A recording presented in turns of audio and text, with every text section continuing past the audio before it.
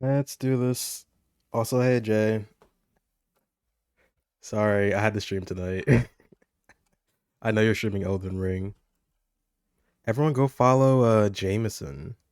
They're playing Elden Ring and they're bleeding live. Um hold on. Oh my god. Today has to be a contender for one of the worst days I've ever had in my life. Like I don't want to rant about it. I try not to rant. But holy shit, today was rough. No, I missed. Hold on. Let's get this game up. There we go. Whew. I'm here. This one might be a little bit shorter than usual. My camera's off. There, there we go. Is that good?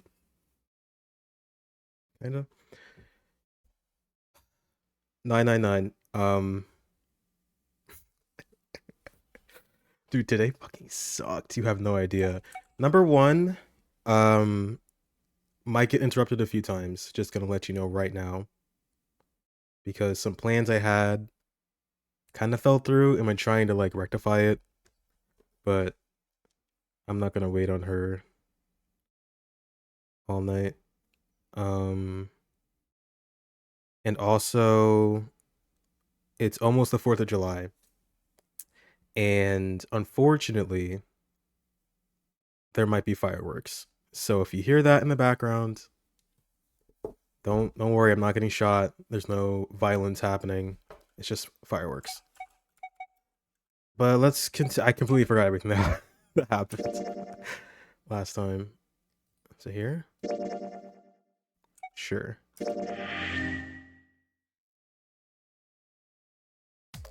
Yeah.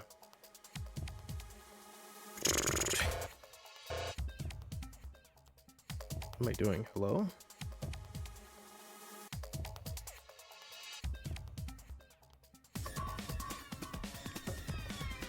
My buttons. What's going on here?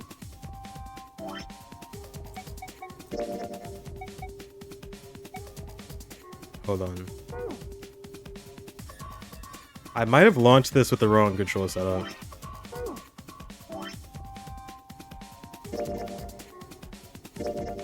Give me 1 second.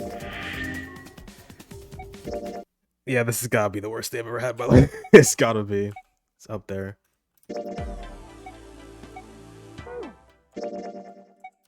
Hold up.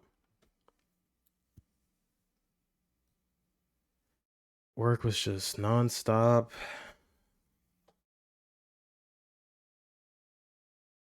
Everybody and their mother wants something from me today.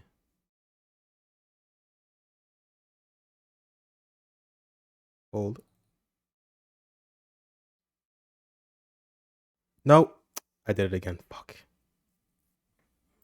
This one might be shorter because I'm gonna get up earlier tomorrow. I have to go in earlier for work. I debated just not doing this, but I gotta do it.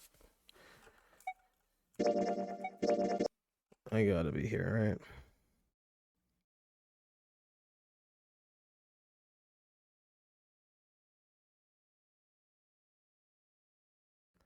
Bum bum bum bum bum. We're getting there. Let's do it like this time.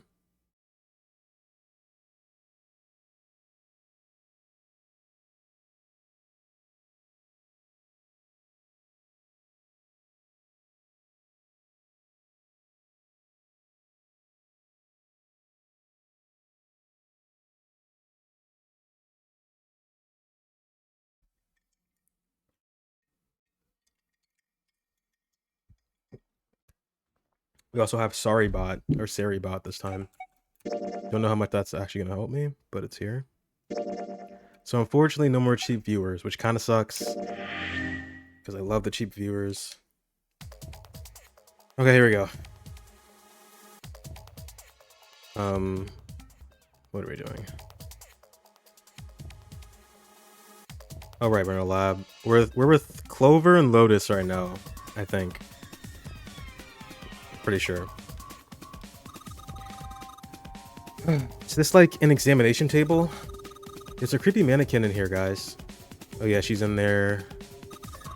I don't know what kind of table this is, but part of it's all black. There's a pen lying over here. I think someone probably used it to make the table black. Well, if they only use the pen on one part of it, there's probably something underneath all that pen. Clover, do you think you can erase it? Yeah, sure. Oh, this is permanent marker. Junpei, do you know how to erase ink from a permanent marker? Erase ink from a permanent marker, huh? Give me just a minute, Clover. I'll be right back. It's a rack. There are a bunch of cables on it. Somebody cut the outer stuff of the cables. I can see the wires inside. I wonder what this is. This thing here looks like a voltmeter. And is this the control for that? Gosh, there's so many dials. Why don't you try turning one of them? Nope, nothing. There's no power in here, guys. I turned the dial a whole bunch, but even if I turn all the switches on, nothing happens. I think this thing is a monitor for whatever experiment they were running here. There's a bunch of stuff on here like resistance value and voltage.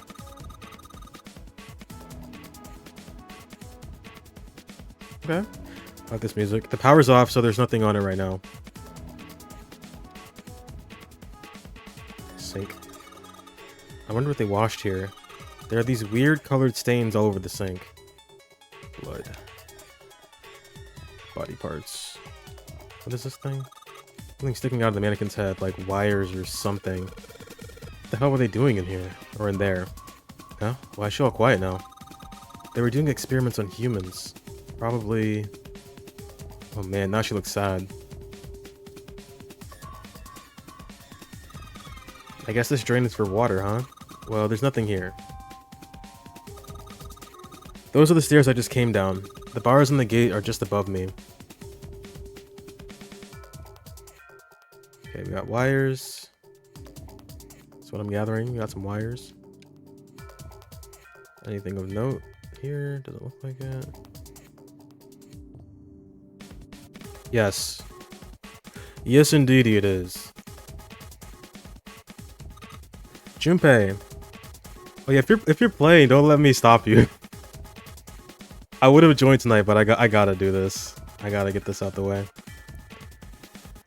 Junpei, do something, please.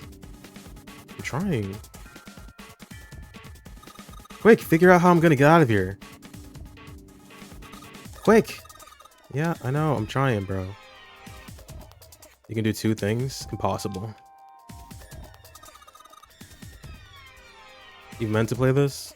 Yeah, I've heard it's good. It's been a while since I played it. It took me like a week. I'm trying to do this on a weekly basis. I really should not have streamed tonight. I am not in the mood. I'm not gonna lie to you. But I gotta keep up my appearances here. What's in the lockers?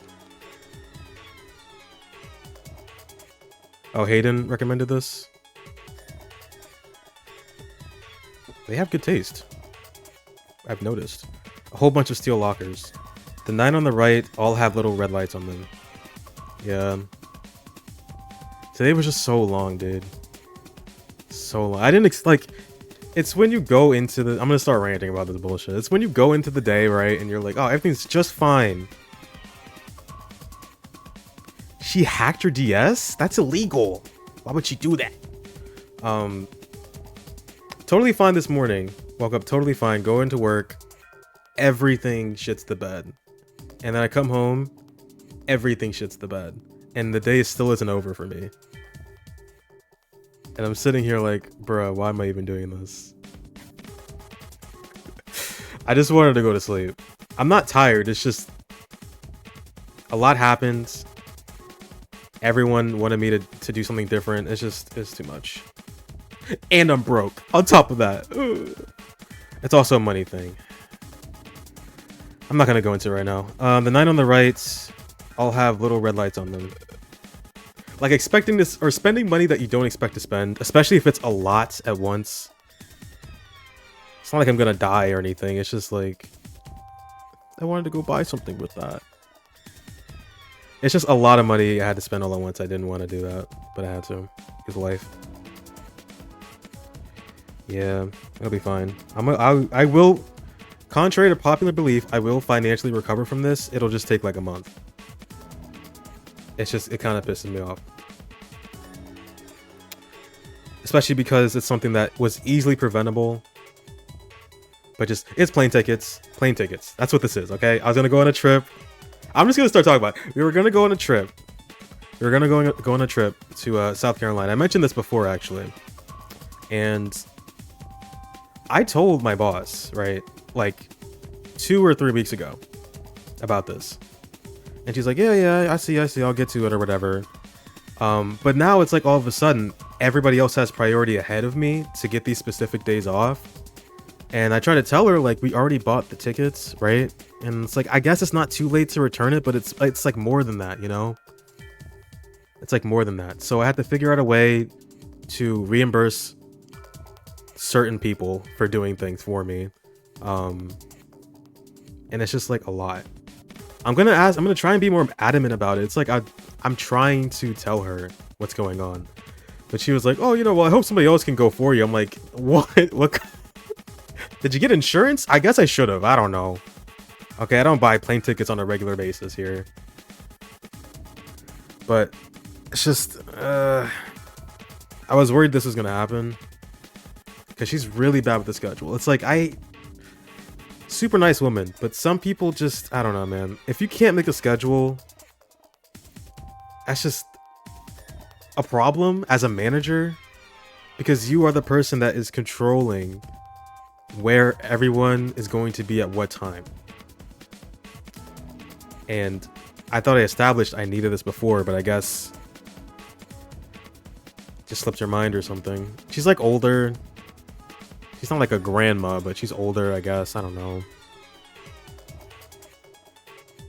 So I'll have to figure this out tomorrow. Hopefully I can get this settled in some way.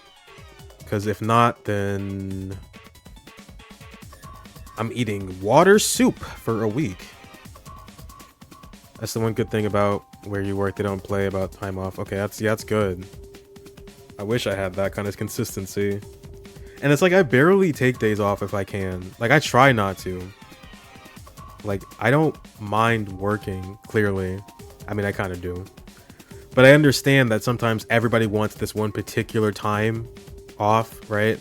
So I'm not trying to jump on this opportunity like everybody else is. It just happened to be that way this one time. It's a whole thing I'll have to figure out later. And that's going to be on the back of my mind all night. But right now, red lights, huh? Well, can't hurt to give these babies a try. Yep, just as I thought. Locked tight, all 9 of them. 9? I wonder if there's anything important in there. Oh.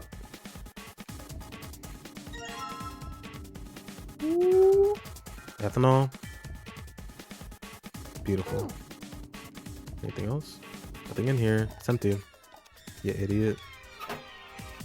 Okay, we got ethanol. Got boxes. They're cardboard boxes. There's some papers and stuff in them. What's in the boxes? They look quite full. As far as I can tell, it's a bunch of notes about some kind of experiments, but it's all really technical and stuff. I don't really get it. Okay. Computer. This is the computer. The power is on. Well, there is a power button. This is a waste of time. What? I don't see a power cable. Oops, yeah, you're right, no power cable. This thing isn't even connected to a main computer, though. It's got a monitor, keyboard, mouse, but that's it. Just sticking the power cable in isn't going to do anything. Oh, I don't know about that. Okay. Keyboard. A mouse. Didn't you see some cables in there? We're getting cables somehow. How is she gonna get that to me? I guess you can put it through the bars or something. You got a key.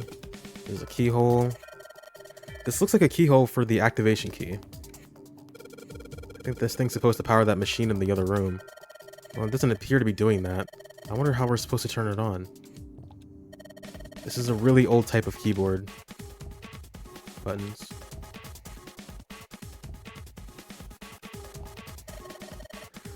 There's a lot of stuff here. I don't know how we could use any of these. Well, I can say for sure that I do know how to use at least one of these things. Which one? The one on top. I think it's a power cable. Oh, the power cable, huh? I'll take that. Gorgeous. A stand for various pieces of equipment. Some of them might be useful. Get a clock. The hands on the clock have stopped moving. The clock may stop, but time goes on. No time to screw around. We need to figure out a way out of here. I wonder what this cable is connected to. Okay, one side of this thing is in the room with us. The other side extends into the laboratory where Clover is. In other words, the console in front of us is connected to the device in the laboratory. There are two levers here. Do you think they activate something? Well, why don't you move one? Alright, I'll give it a try. Nope. Doesn't look like anything's happened. There's only one thing. The only thing about the room that's changed is that the lever is down. Not very impressive. Got this. This looks like the control for some kind of electric lock. The red light is on, then it's gotta be locked. There's a green light just below it. Although that one isn't lit. I bet it'll turn on if we can unlock it, right? Yes, but how are we going to unlock it? There's no keyhole, no card reader, and no keyboard for putting in a password. I have no idea. You're so funny, Junpei. There's a red light. It's locked. If we can get that light to turn green, then maybe we can get Clover back. Hey, Clover, there's a door over here, too. Wait, I'll be right there. I can hear her over there. Is this door gonna... Damn it. I can't open it. Clover, what about your side? It won't work. I can't even move the knob. She can't even move the knob. Alright, well, I think we're doing something in here.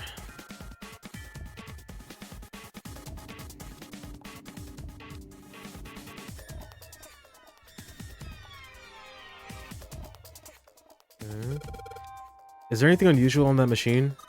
Well, I don't know, you know? There are a bunch of cords hanging from the bottom of it. Jeez, this is a lot of cords. It looks like they all go over here into the mannequin's head. So the device and the mannequin are connected. What the hell were they doing in there?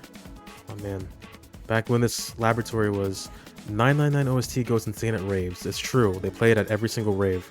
What's up, me miner? Back when this laboratory was active, that wasn't a mannequin in there, I bet. It was a real live human on that table. I wonder what... No, I don't want to think about that. Okay, maybe this? It's a rack. There are some cables on top with copper wire exposed. Part of the table has been colored it over in black. A permanent marker. If I could find something that could get rid of that... Oh!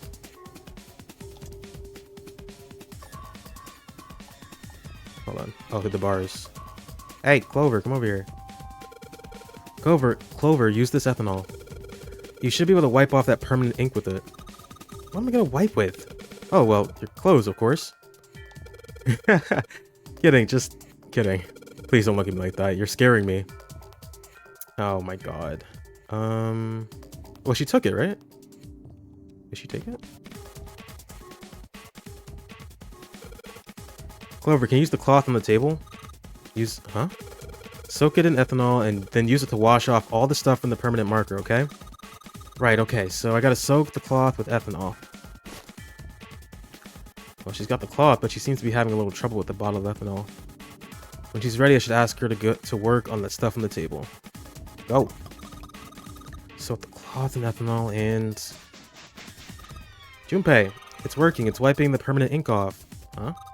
There's some kind of weird drawing under all the permanent ink. What's the deal with that drawing Clover found? Maybe I should ask her to take another look at. Hey, Clover, look at the table. I wonder what this is. There are a bunch of numbers in some kind of grid.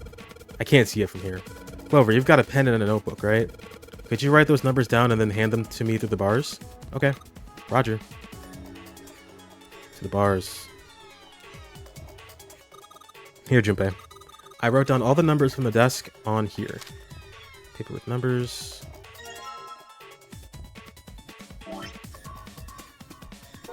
What? Wait, where'd it go? The file screen.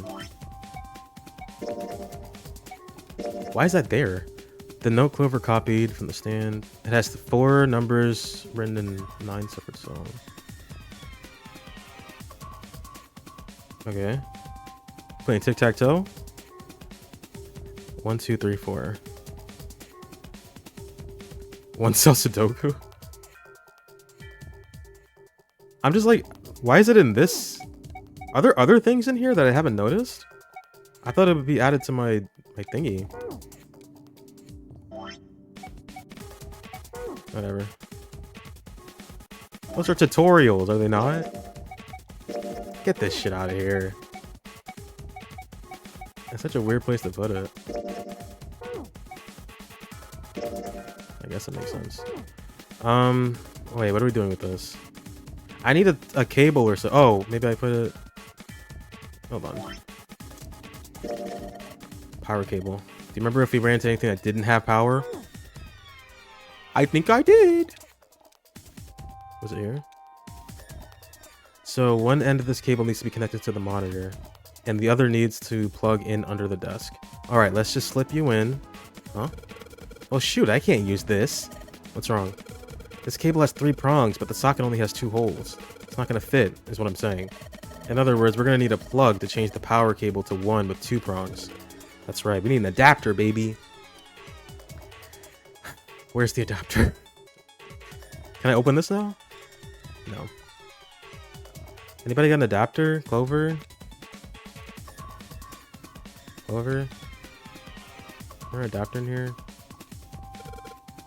Hey Clover, how are the power cables over there? Huh? What do you mean? Does the plug have 3 prongs or 2? I don't know what you're talking about. Let me go look. Guess she does have to kind of crouch down to get a look under there.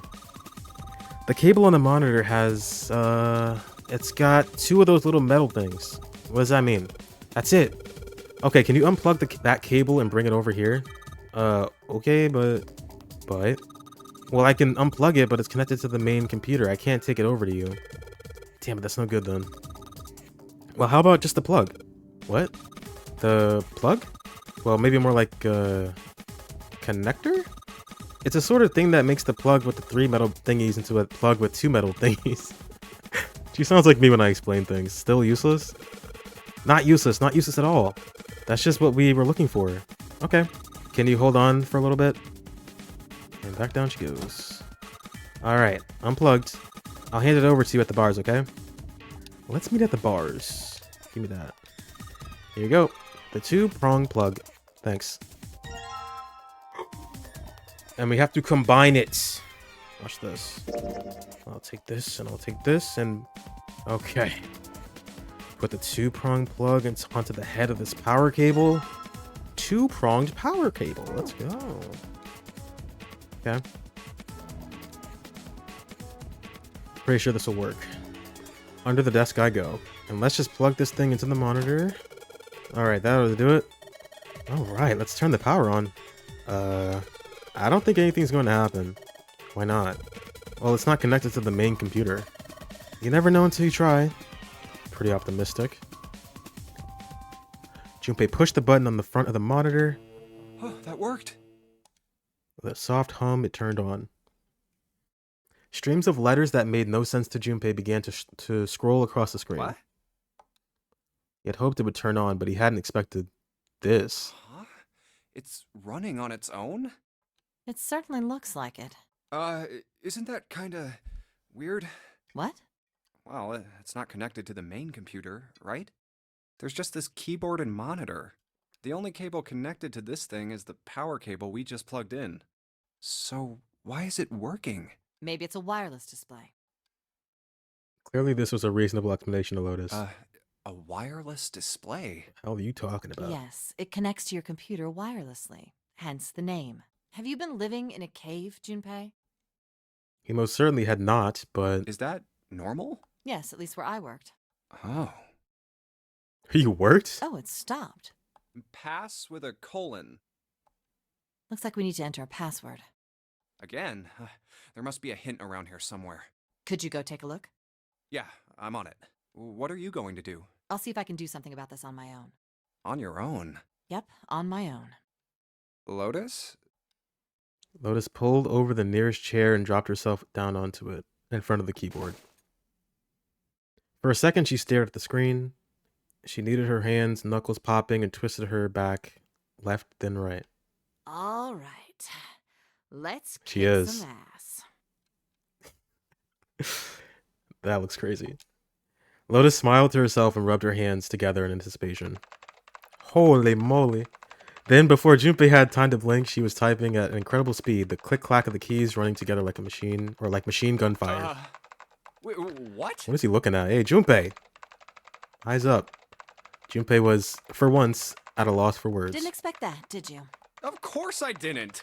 You're typing so fast, I can't even see your fingers. Lotus grinned, pleased with herself. Well, at any rate, you're pretty amazing.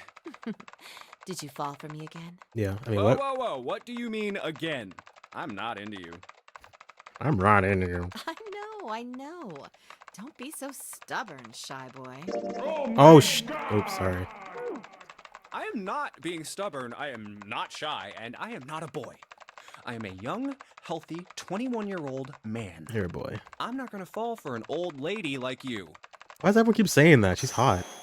Suddenly, the guttural roar of a furious animal filled the room. Or so Junpei thought for just a moment. Lotus's hands suddenly stopped and her shoulders stiffened. Old lady? Did you just say old lady? Well, Ah, crap. Thought Junpei, I went too far. Oh well, it was a nice life while it lasted. I've had enough of you. Go somewhere else. You're bothering me. What? Go see if you can find a password hint or something. I think I found one. I'll try and open this from here. You're distracting me. Go. Now. Lotus waved her hand in the universal gesture of dismissal. Junpei was clearly not wanted. Fine, I guess I'll go. Time to cut my losses, Junpei thought, and left as quietly and inoffensively as he could. Junpei wandered around the room for a while, looking for anything that might help find the password for the computer. Unfortunately,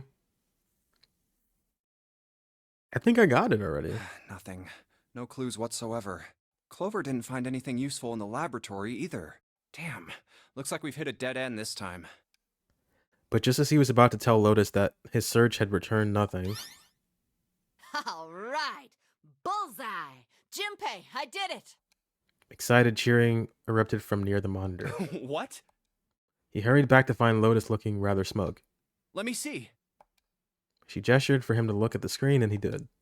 The strange text from before was gone. In its place was something entirely different. Oh god, 9 squares arranged in a 3x3 square. What is that? I don't have any idea. It just showed up after I cracked the password. Okay. You think it's a puzzle? It certainly looks like one. As she spoke, Lotus stood up. Huh? Aren't you gonna, I don't know, do more computer stuff?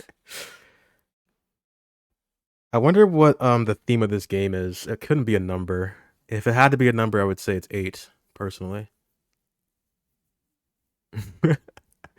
You're gonna die if you do that. No, I can't do any more. It won't let me do any more programming. See? The keyboard. Nothing. She worked in a place... Where did she work? Why is she dressed like a dancer, dude? So, there's nothing more I can do. What does she do? She's a fucking hacker or some Well, shit? I guess I'll leave this to you then, Junpei. What? Let me take a break, all right? I did my part. Well... He wasn't sure what to say to that. She certainly had done her part. In fact, without Lotus, they probably would have run completely aground. I shouldn't rely on other people so much, Junpei thought to himself. I guess you're right. Thanks, Lotus. No problem. And make sure you know when you should thank people. I just did that. Now, I better take care of this myself. No more relying on anyone else. Junpei crossed his arms and stared at the puzzle shown on the screen. Ah, fuck. Wait, that was the thingy, right? What was it?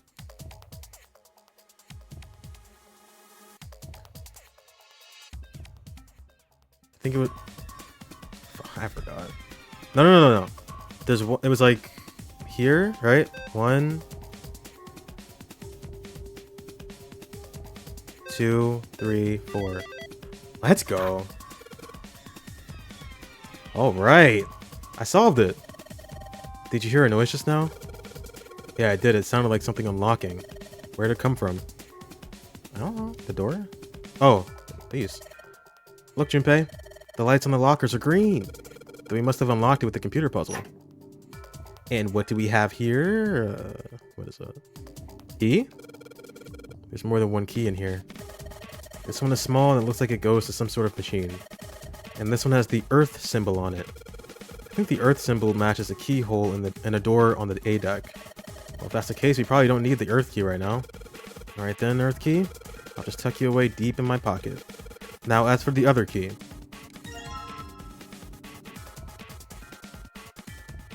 Look at this. .com? Or is that like an underscore? Underscore com?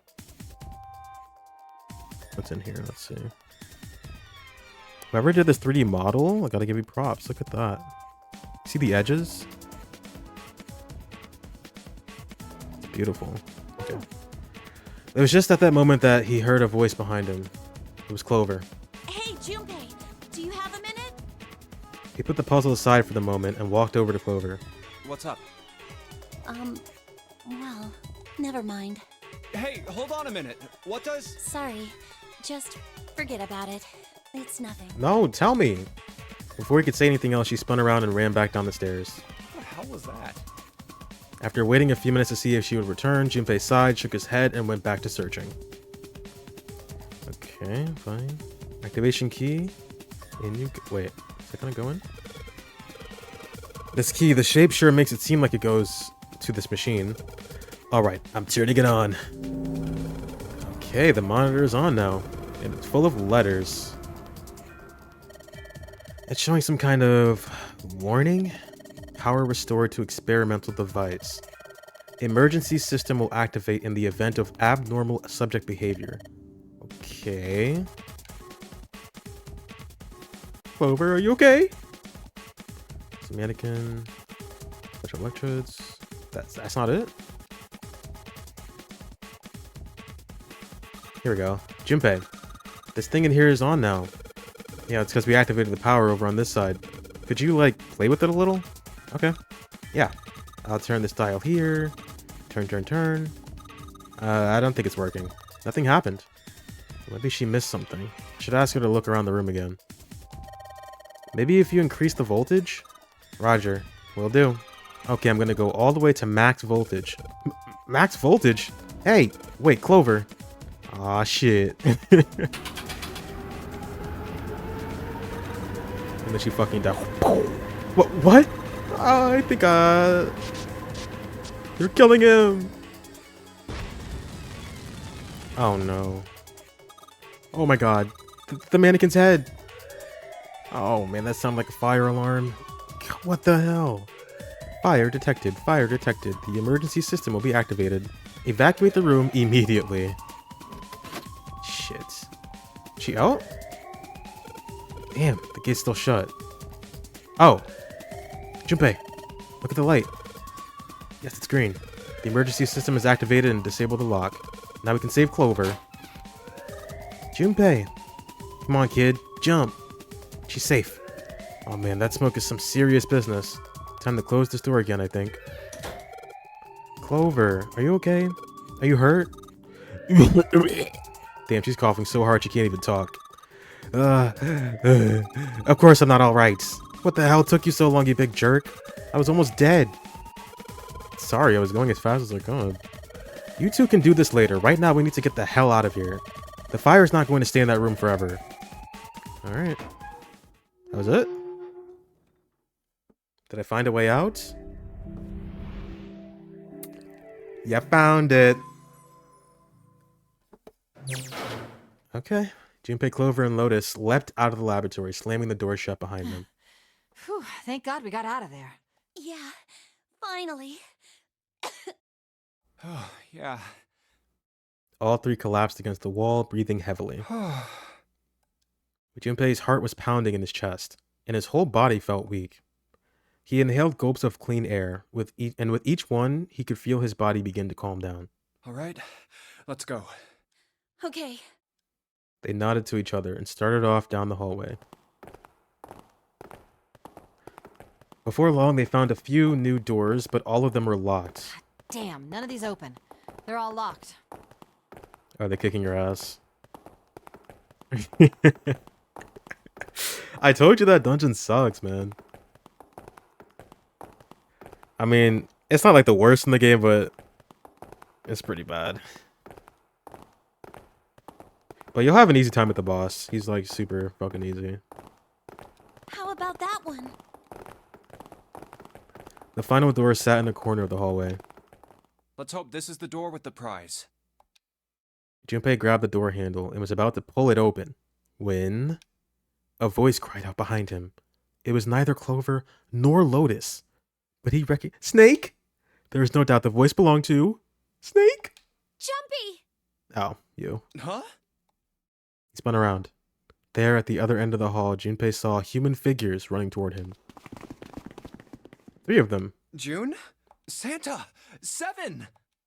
They stopped short in front of Junpei and his companion. I was going to say, where's Ace? I forgot we left him behind. Rest in peace, Ace. They stopped short in front of Junpei and his companion, gasping for air. Hey, what are you guys doing here? Rest in Ace, dude. What? But we didn't... Wait, what? Before he could finish, Clover spoke. Hey guys! Could you come take a look at this? He was number 1. He sacrificed himself. He chose to do it. We'll come back for him. Except he's probably going to be dead by then. She was standing near the end of a small hallway that branched off to the right. I'm so confused as to where Snake went. I mean, obviously I'm not supposed to know. I'm wondering if there was like a clue and I just didn't realize what happened to him. The rest of them ran over to her, curious as to what she'd found. Hey, on the wall. A map of the ship's interior? It says C deck. So it's the map for this floor then? Door 7. And... Door 8. Yep, they both eventually end up at this hallway. In fact, Yeah, isn't that what I said? We aren't going to be split up permanently till we find door 9. We might get separated for a little while, but we'll see each other again. Otherwise, we won't be able to open door 9. And that's how the nonary game works. Junpei looked at the map of the ship's interior again. Wait a sec. This leads to... As he looked more closely, his surprise and excitement gave way to weariness. Oh! You've got to be kidding me. One by one, the others saw what he'd seen. We may as well go. Yeah. As one, they all moved back toward the door Junpei had only a moment ago been ready to open. Oh, almost forgot. We should keep this. He pulled the map of the ship's interior off of the wall, put it in his pocket, and followed the others. The 6 of them stood in front of the door, arrayed in a semicircle. Santa stepped forward. He took hold of the door and spoke without looking back at the other 5. Ready? I'm gonna open it. He's going to open it. They nodded their silent assent. With a deep breath, Santa threw open the door.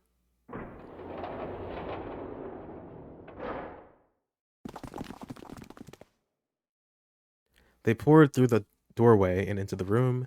Even without looking around, each of them knew where they were. I knew it. They were just where the map had said they would We're be. back. In the hospital room. Ace, where you at? I see. I believe I understand what you're saying.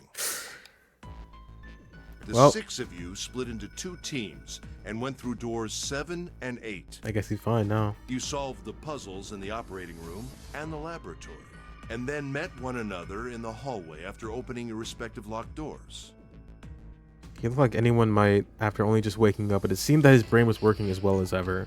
He had managed to grasp, summarize, and understand each team's report. At any rate, I feel a bit silly for my little show of altruism. He died. He already died. He was the first one to die. I know I said I was sure you'd come back for me. I didn't think it would happen so soon, though. Ace shook his head with a rueful smile. Well, we saw each other again and we ain't dead, so I say that's good enough. 7 smiled. Anyway, I say we get out of this creepy old place. We found the key we need. Oh yeah, dude. You were right. I was like, oh, I can just chill to this. What the fuck was that? That was like experimental horror. I didn't. That's made by the same people who sang "Here Comes the Sun." Like, what was that? Number 9. I thought it was gonna go somewhere. Like it was like an intro, and that was the entire song. It was just them saying number 9 and then random bullshit in the background. It's definitely the theme song for this game. The key? Ain't that what I just said? Number 9. Talking about the Number Jupiter 9. key. We found it in the operating room. Here. Yay! 7 tossed something small and metallic toward Junpei. Whoa. Nice catch. Jeez. He caught it and found that the object was a key. I see. So this is Jupiter. On it, someone had engraved a symbol very similar to a 4 on it. I guess so. Or maybe they inspired. Maybe. Maybe they worked on this game under like an alias or something. The Beatles are actually game developers. Confirmed. He looked over at June, who nodded back. It had to be the Jupiter symbol. I'm gonna let you hold on to that, alright? Yeah, on it. Junpei tucked the new key into his pocket. So how many unused keys do we have now? Every time they don't say 9, I am. Don't worry, I'm sure there's gonna be a lot more coming up. Number 9. There's the Earth key we found in the laboratory. Yeah. The Saturn key card we found in the kitchen. And the Jupiter key you just gave me. Junpei tucked the new keys into his pocket. June spoke up. The Jupiter key is supposed to be for the door at the end of that long, straight hallway, right? Yeah. If the map's right, then it connects to the central staircase. 2 number 9s. A number 9 lodge. Then, next to the stairs, Wait! They were the first words anyone had heard out of Clover in quite some time. Where's Snake? Her face suggested they weren't going to be very happy. Or, they weren't going to be very happy words. What about door 3? look, you saw the map, right? It's the same as 7 and 8. You just lead us back to the big hospital room. There's no point to seeing what's on the other side of that door. I'd like my number 9 boneless, please. There is a point. At least there is for me. Snake. There were tears in her eyes, but she glared at 7 as hard as she could, just the same. She looked very much like a frightened puppy. There wasn't a man alive who could have resisted those eyes. 7 looked everywhere in the room except at Clover and muttered and coughed apologies under his breath. Yeah, you're right, I'm sorry. Snake might be on the other side of door 3. Clover nodded once. The next person to speak was Ace. Very well. I'll be coming with you then. I've had a nice long rest. I think it's time I was up and about again. So 7, you'll help me, won't you? Huh? Me? Junpei did the calculations quickly. Oh my god. 7 plus 1. That's 8. But 8 isn't 3. Oh, wait, she's going with. Never mind. It looked like 7 was doing them too. At least he gave up. Damn. Well, I guess that's how it's gotta be. So I'm going with you, huh? Yes, you are. Alright, Yes, you let's are. get moving. Don't die. And so it was decided that Clover, Ace, and 7 would discover what lay beyond door 3. Okay, we're heading Wait, out. are we gonna play as the? No, we're not. Be careful. That'd be kind of cool. Whoa. Didn't think I'd be hearing that from you, Lotus. Don't let it go to your head. I'd be in trouble if the 3 of you bought it. The rest of us can't open the 9 door. Ah, the truth comes out. 7 nodded as if this answer made much more sense and pulled the lever on the red. I have a feeling that Snake is not in there. Okay, we're off. That's just me. The door opened and Ace, Clover, and 7 jumped through it. 6, 7, 8. After exactly 9 seconds, the door closed noisily. All right, we should get moving too. Huh? Get moving. Where are we going? What do you think? Everyone except Lotus seemed rather Well, confused. it would be a waste of time to just sit around, wouldn't it? Let me explain. We're not Well, going through I the door? get it. We're gonna see if we can get anywhere interesting with Yeah. the Jupiter key. Yes. If we're lucky, we might find Snake. 9. Where did the mystery of Snake, of Mr. Solid Snake, where did he go? Why did he leave? Who took him, and is he dead? They were at the end of the hallway lined by individual hospital rooms. And here's the Jupiter symbol on the keyhole. All right, Junpei, open it if you please. Yeah, on it. Junpei pulled the Jupiter key out of his pocket and slid it into the keyhole. He twisted. With a nice sharp click, he felt the door unlock. Junpei sucked in a breath, held it, and opened the door as quietly as he could.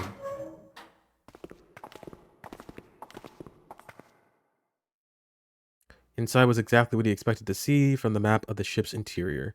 They were in a tremendous hall, almost like a ballroom, with a massive central staircase. Great, back to the beginning. You sure this is a good idea? What do you mean? Well, we already searched every inch of this room, didn't we? I'm asking you if there's any reason we came back here.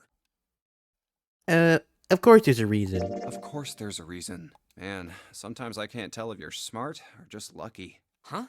This. Junpei pulled 2 things out of his pockets. The Saturn key card. And the Earth key? I'm lost. Bruh, remember the thingy? Up there? Santa cocked his head to one side like an inquisitive bird and looked at them. After several long moments during which it became apparent that Santa had no idea what the cards meant, June took pity on him. Don't you remember, Santa? On C deck, where we are now, there was a big elevator behind the stairs, remember? And next to the elevator, there was a card reader with the Saturn symbol on it. And on A deck, on the door to the left, there was a keyhole with the Earth symbol on it, I think. So the 2 keys that Jumpy has? Should let us use the elevator and the door on A deck. Huh. Yeah, Santa Claus is in this game. So they all have code names based on their numbers. And it's funnier to think that he is Santa Claus, but it's supposed to be like San, like the Japanese number for 3. Santa, I guess. I guess it doesn't really translate to English. Yes, that's right. But June is 6, Ace is 1, Clover is 4, 7 is 7. We don't have a number because we said our name out loud or whatever before, or June said it for us. Lotus is 8, Snake is 2. I'm probably forgetting somebody. And there is the guy that was a 9, but he's dead. June smiled, pleased with herself. Who's 7? 7 is... Ah, my God, I forgot his name. Oh, I think it was 7. I think it was... Yeah, it was 7. It was 7. All right, I got it. Let's get started then. What do you say we split into 2 teams? Lotus and I will search the Earth one, so you 2 can search Saturn. 9. All right? I'm pretty sure his name was... He was the 9 man. Yeah. Yeah, his was the 9 man. That's a pretty hard one to remember, but I'm pretty sure it was the 9 man. Sounds good. Then you guys should take this key. Junpei handed the Earth key to Santa. They decided that their initial search should be brief. I'm not the 9. Wait, where's... I'm not the nail man. I'm not the 9 I have man. no idea what's on the other side of these. So don't go too far. Just search for 10 minutes and come back. Not 9 minutes? Plan decided, the 2 teams split it up. Splitted? Split? Wouldn't it be split? Split it up. Junpei and June headed for the elevators. There's a card reader next to the left elevator. Then let's try out the Saturn key card. Not the 9. A light on the upper left corner blinked to life. Great. It's archaic. It looks like it's working now. They split it up. All right, now how do I call the elevator? There's a single button to the right of the elevator door. Oh, it only has the upside down triangle on it. I guess there's no up button. Well, we may as well try pushing this one. Moses splitted the seas. Yeah. That's actually exactly what it says in the Bible. The door slid shut, and they heard the grinding of the motor as the elevator car moved down. Uh-oh, that looks inviting. It opened. Look, Jumpy. Jun's voice was excited, but Junpei could hear a tinge of anxiety. Sweet, it opened. Let's get going. He grinned at June and stepped toward the open door. As he was about to set foot in it, he felt a hand on his arm. Wait. What? I'm not really, I just, oh gosh. Junpei was at a loss, or at something of a loss. What could she possibly be so frightened of? June was probably afraid of dying? Being locked up alone with a boy?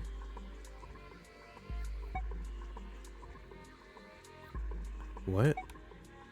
They can only go down. Oop, go back.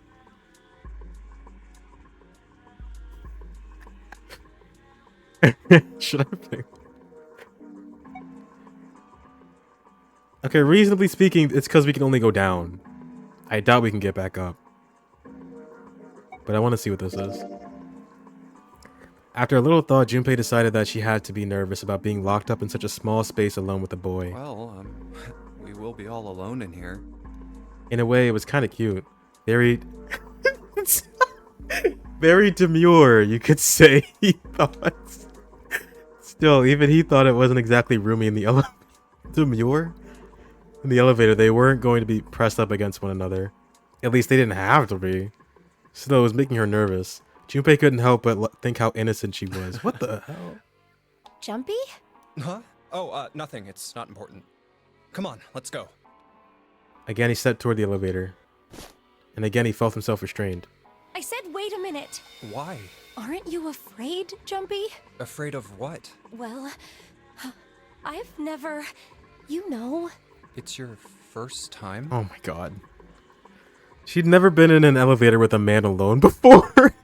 Even so, she still seemed awfully alarmed. I might get wet. Oh no, no. What? I can't.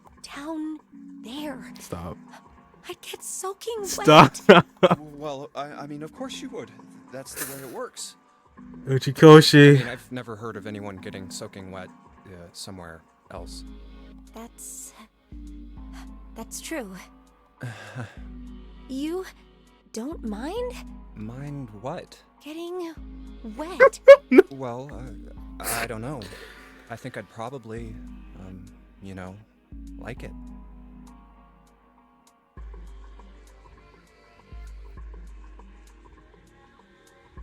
Gosh, Jumpy, you're so brave. Really? I mean, I kind of think any guy would do the same thing, you know? What happens, happens, right? I mean, if you get the chance, you've just got to go for it. That's what a man is supposed to do. No. I guess. You're so cool, Jumpy. I really admire you. I admire how you're gonna get wet. That doesn't really seem like the sort of thing you ought to admire. Okay, obviously, it's like flooded down there. We get it. Why are we doing this?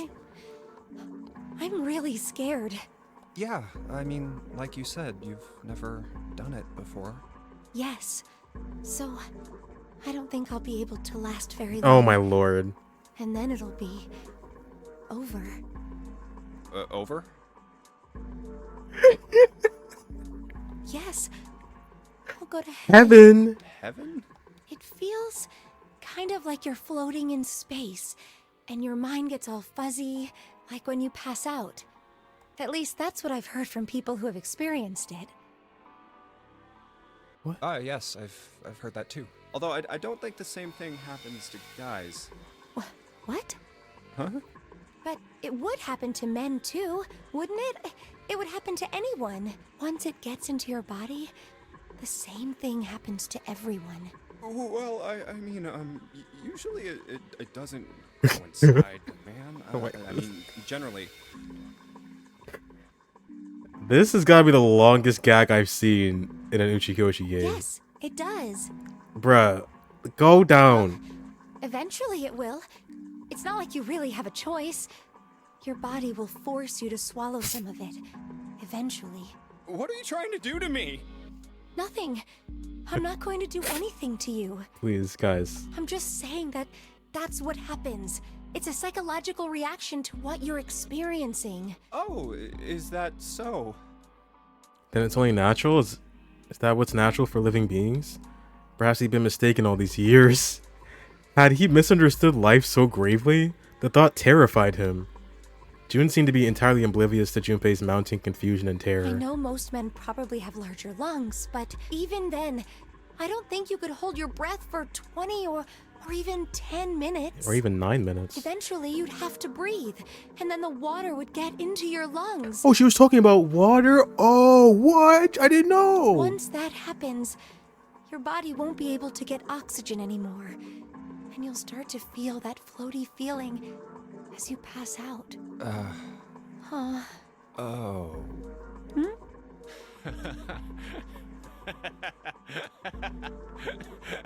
It's the longest gag ever.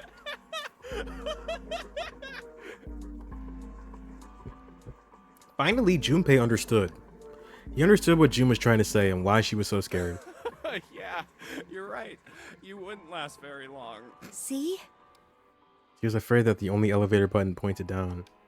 That meant, of course, that the elevator couldn't go any higher than the floor they were on. As he thought about it, Junpei realized he hadn't seen elevators on the A or B decks near the central staircase. All of which meant that the elevator could only convey them to the lower decks. Yep, with the water. Come to flooded. think of it, the lower floor, D deck is completely underwater. Oh my god. An elevator heading to a submerged floor. That is pretty scary. Hey, wait a minute. And then Santa comes out and he's like, hey, what the fuck are you guys doing? It's been like 30 minutes. This elevator came up from somewhere under us, right? Well, yes, I guess it did. It didn't open right away after you pressed the button. There was a motor noise like it was moving, and then it opened. Yeah, exactly. Yes. So, take a look inside. Junpei jerked his head toward the interior of the elevator. It's not wet at all, is it? The walls and even the floor are totally dry. Oh, you're right. They are. She looked around the elevator, slightly embarrassed. Well, let's test it. Test it. Yeah, watch this. Now, I'll just put one foot inside the elevator and look over at the buttons. Oh, there's only two, E and C. All right, I'll push E. He pushed the E button and jumped out of the elevator. The door slid shut, and they heard the grinding of the motor as the elevator car moved down.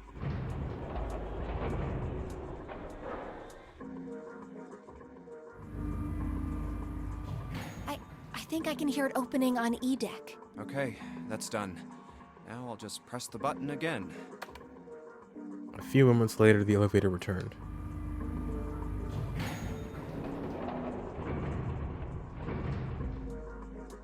Yep, not a single drop of water to be seen. See? Junpei couldn't resist puffing out his chest just a little bit. June, however, still looked confused. What does that mean? How can E deck be safe if the D deck is full of water? Well, here's what I think. The elevator shaft and E deck must be watertight and separated from wherever the ship's been punctured. Here, let me show you. He pulled out his notebook and pen and sketched out a rough illustration. I see. So is that why the ship hasn't sunk? The shape of the inside keeps it all from filling with water? Yeah, I think that's what's going on. Junpei continued talking as he closed the notebook and slipped it back into his So I'm pocket. gonna go down and check it out. You stay here, all right?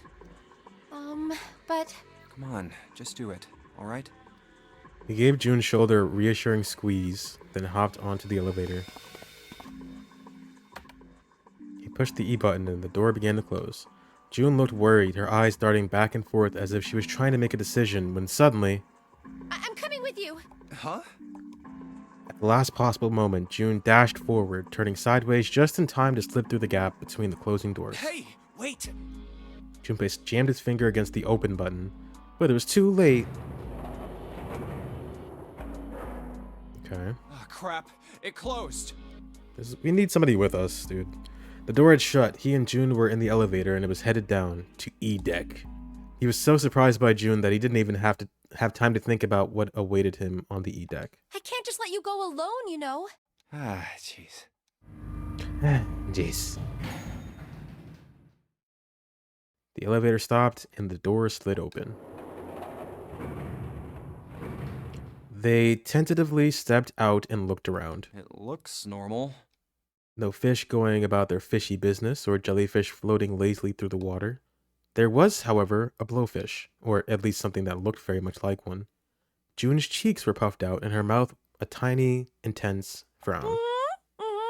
There's no girl stop. Oh, knock it off. It's just like I thought. This part hasn't flooded. Come on, just look around. There's no water here. June looked around nervously, then exhaled. You're right. It's not flooded at all. See? But there's a whole lot of water. Yeah, right on top of us. What's gonna happen if the ceiling breaks? Junpei thought about that for a moment. Well, we'd probably get really wet up there. Huh? At any rate, we should probably go back as soon as we can, once we're done looking around down here. Lotus and Santa might already be back. Okay, good idea. Now then. Junpei glanced around the room they'd found themselves in. The first thing you noticed was a set of thick iron bars. They ran the length of the room, separating the left elevator from the right one. Iron bars. Well, we can't go over there. Right. Then maybe. In the corner of the room that housed the elevators, Junpei found an opening. Well, He walked up to it and stuck his head around the corner. it looks like there's a long straight hallway down this way. Something's written on the door at the end. Wait, is that... A number door? Let's check. Junpei and June set off down the hallway at a brisk clip, somewhere between a run and a jog. Before long, they found themselves in front of the door. On it was a number written in bright red paint. 6. I knew it! This is a numbered door. And indeed, there was a red bolted to the wall right next to the door. But we can't do anything with only the two of us. We better head back and let everyone know. Yes. Junpei and June turned and headed back to C deck. Wait, what's this? On their way back, Junpei noticed a map on the wall. Is this the map for E-Deck? I should take it with me. Huh, so you guys found door 1. They met back up with Santa and Lotus, who had explained what they'd found. Apparently, there was another numbered door on A deck, just like the one on E deck, beyond the door that the Earth Key opened. According to Santa and Lotus, there was a 1 on the door. So now we've located 2 new doors. The 6 door and the 1 door. You know, it is interesting that E-Deck wasn't flooded. Lotus was quiet for a moment, lost in thought. Well, we don't really know if all of E-Deck is safe. We only checked the area around the elevator. Even so, it's still very interesting. You said the 6th door was there, right? Yes. Then that means Zero planned all this out, even the sinking. That would have meant some pretty serious remodeling of the ship's interior. It's pretty mind-blowing when you think about it. Yeah. I wonder how long it took. I can't even imagine how much it must have cost. It would have been a ton, that's for sure. Well, that does go along with what Ace was saying. The most reasonable explanation would be that this was done by some organization with access to a whole lot of cash. Yes, it does make sense. That thought made them all go quiet for a moment.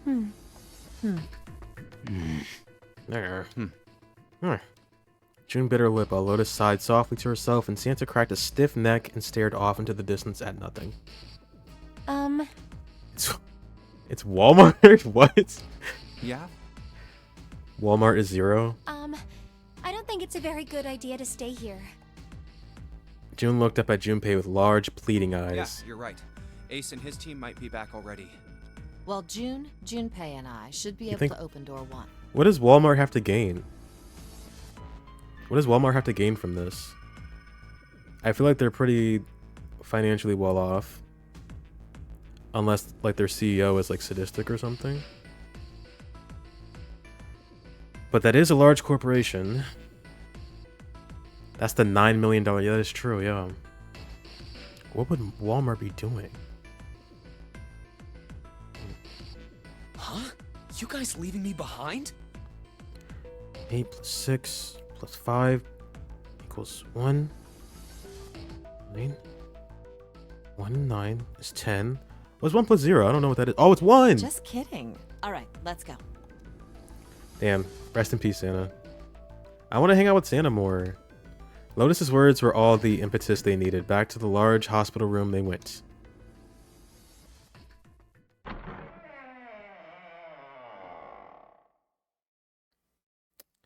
Maybe Snake went to Walmart.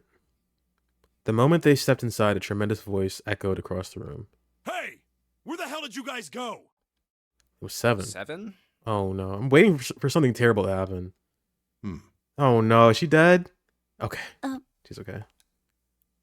You guys didn't find him? I'm not surprised. Ace was right behind him and Clover was behind Ace, although she seemed to be hanging back. What's wrong?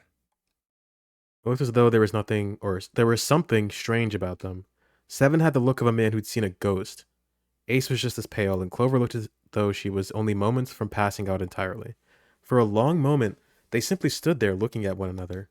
Junpei looked around nervously, waiting for someone else to speak. No one did. He looked at Seven. What happened? What the hell kind of question is that? I'm clueless, bro. Seven was trying very hard to be angry. But something had shaken him, hard. His shoulders were trembling and his voice was strained. Snake was... He's dead. Snake is... He's dead. Seven couldn't fit. Is he dead? He just looked away, his face twisted by... Junpei wasn't sure what. Instead, Ace spoke. He took a deep breath, closed his eyes, and spoke. Snake is dead. He died, just as the 9th man did. Oh, somebody put him through the door? He exploded?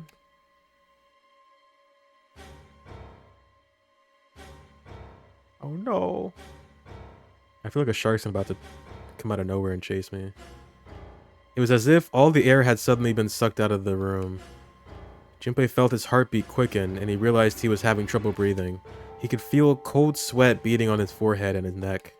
June, Santa, and Lotus looked the way he felt. All three were frozen in place, their faces white. God, that's not true, is it? We should make sure. Pixar didn't happen. Yeah, right. We should. They nodded to one another and headed for the number 3 door. Wait! Not that way. What? Oh, sorry, I cut them off. Why not? They stopped short and turned to look at Seven. He was pointing at the door with no number. I stuck a screwdriver in there to keep the door from closing all the way.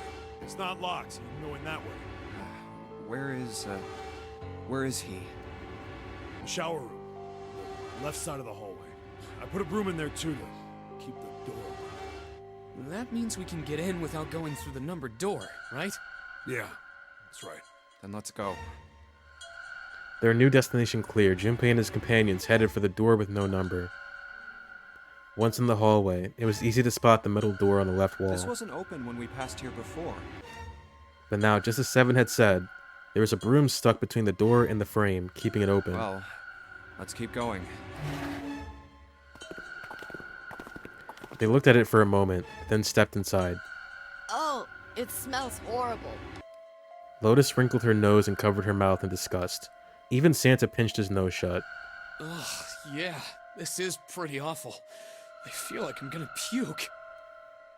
It was just as bad as they said, perhaps worse. A hideous smell filled the air, so thick they could almost taste it. It was sour and smelled of fish, feces, and burnt meat. It worked its way through Junpei's nose and down his throat to pound against the entrance to his stomach. Ooh. He put his hands over his mouth and struggled to keep what little was in his stomach where it belonged. Where is he? Where's Snake? He's in there. LR. Wait, LLR?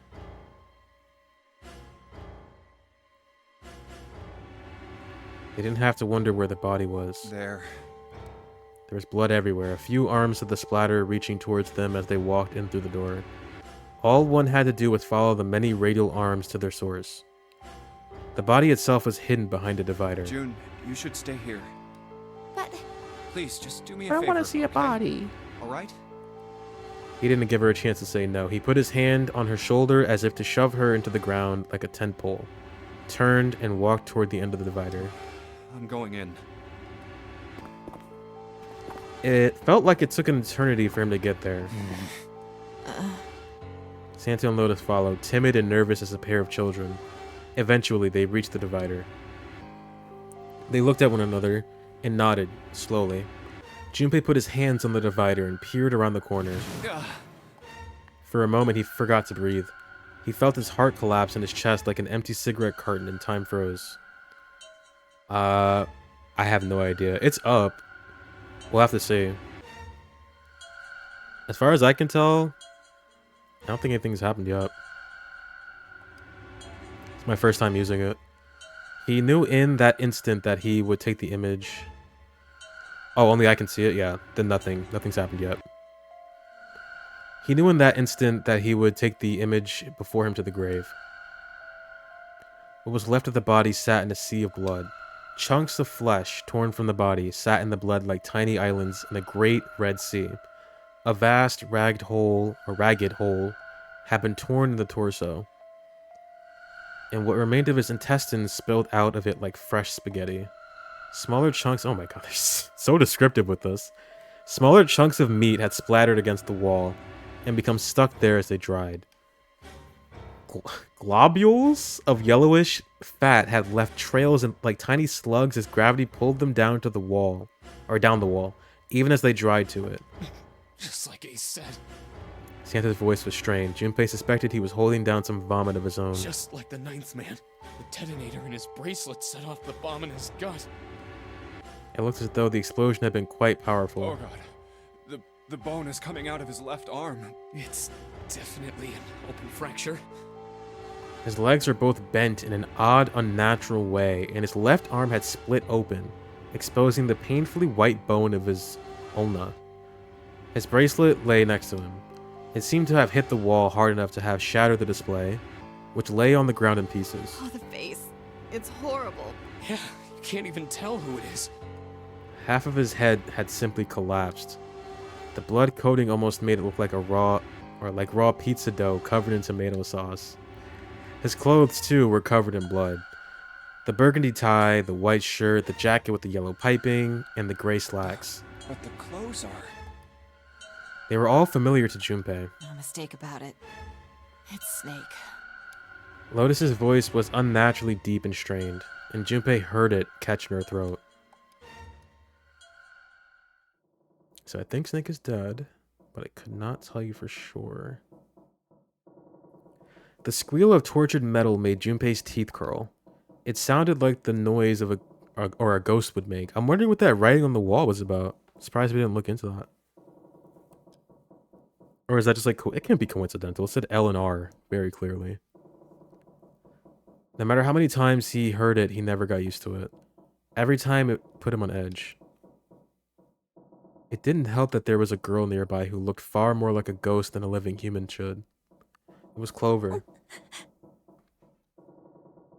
Dying message? Yeah, I'd assume so. But what does it mean? LR? My first assumption is left-right, but what does that have to do with anything? Maybe their initials?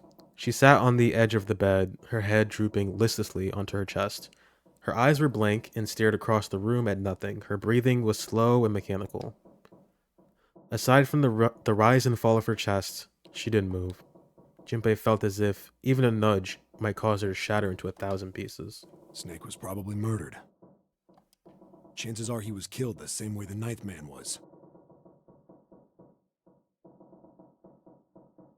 You're fucking with me. As his upper body was flying through the air, he gathered... Oh, you got there? That was a crazy moment. Yeah, as his body was flying through the air, he gathered some of the airborne blood on his finger. Of course, yeah. He'd be conscious during that, of course. He doesn't have superpowered blood or anything. But who would do this, and why? Seven lowered his voice, likely in an effort to keep Clover from hearing what he had to say. There were 4 other people in the room with Junpei and Seven. Ace, Santa, June, and Lotus. Seven looked at each one of them in turn and continued. It's pretty straightforward. Not that hard to figure out how they did it. First, the killers got Snake to authenticate on the red to open door 3. Pushed him in. And they were like, goodbye, bitch. Then they shoved him into it. Alone. And waited 9 seconds for the door to shut.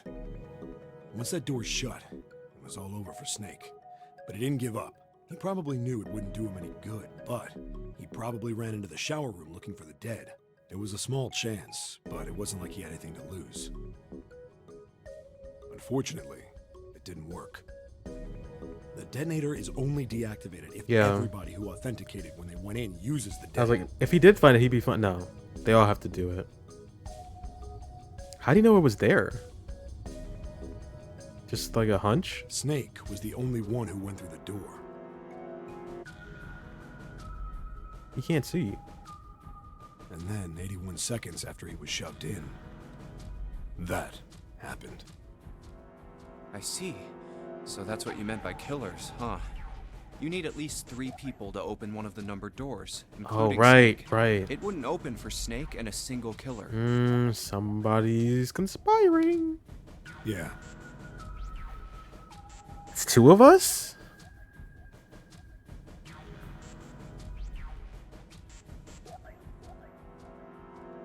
It's 2 of us? It could also be one of us and Zero. Unless Zero is a participant. That I don't know yet.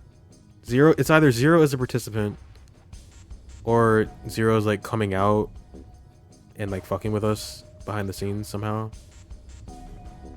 That means we're looking at multiple perps here. Junpei crossed his arms and grunted. Well, just in case, I want to make sure. Let's say you're right. When do you think Snake was killed? When we all split up to look for the parts for the Reds, I think. Right after that was when we noticed he was gone.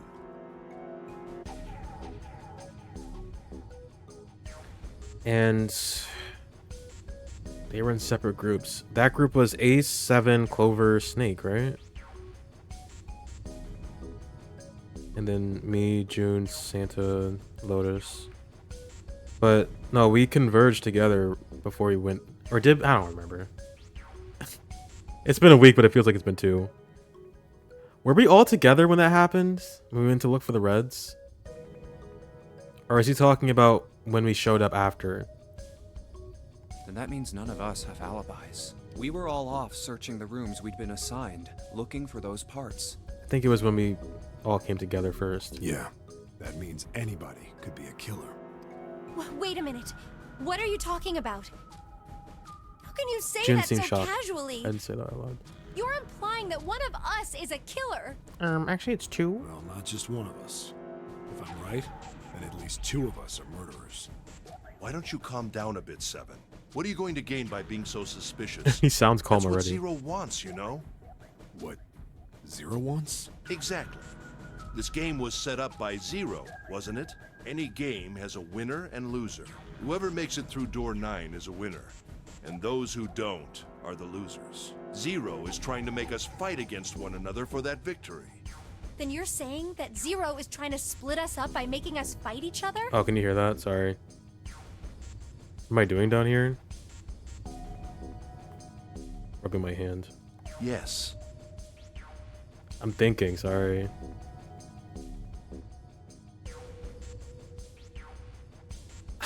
That can't be 2 of us.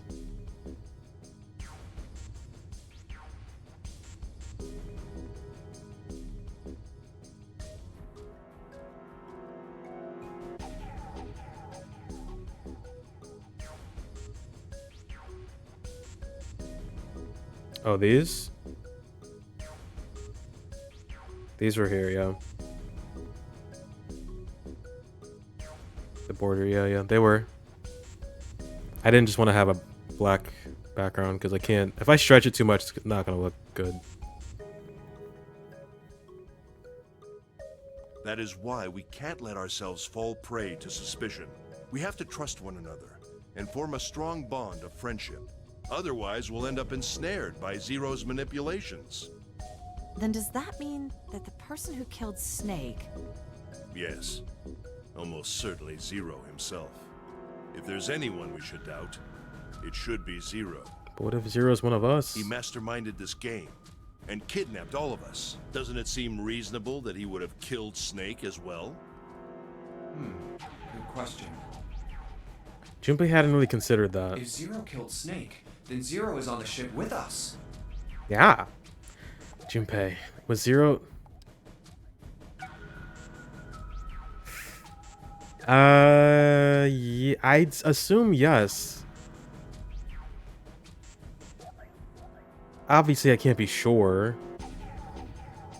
Because these messages could be pre-recorded. I don't think... Did he ever respond to us? I don't think he did. Because he could be watching this from afar. I think he's here. Of course he was. That was obvious. But I don't... Zero was somewhere on the ship, but Junpei had no idea where.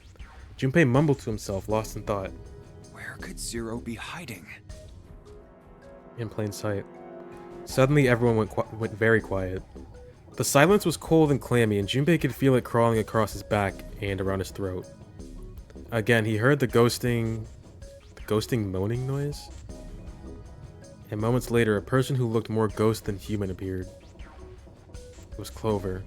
She looked at the floor as she spoke, and her voice was a cold monotone. I think Zero is one of us. Yeah, I do too. What? Why are we surprised? Didn't he say this? Every human body in the room froze. The only sound was the muffled rustling of breath. Eyes darted from face to face. One of those faces was the face of the jailer. But who? Or face of their jailer? Was he one of them? That's crazy. It's possible. It's possible. I don't have the proof.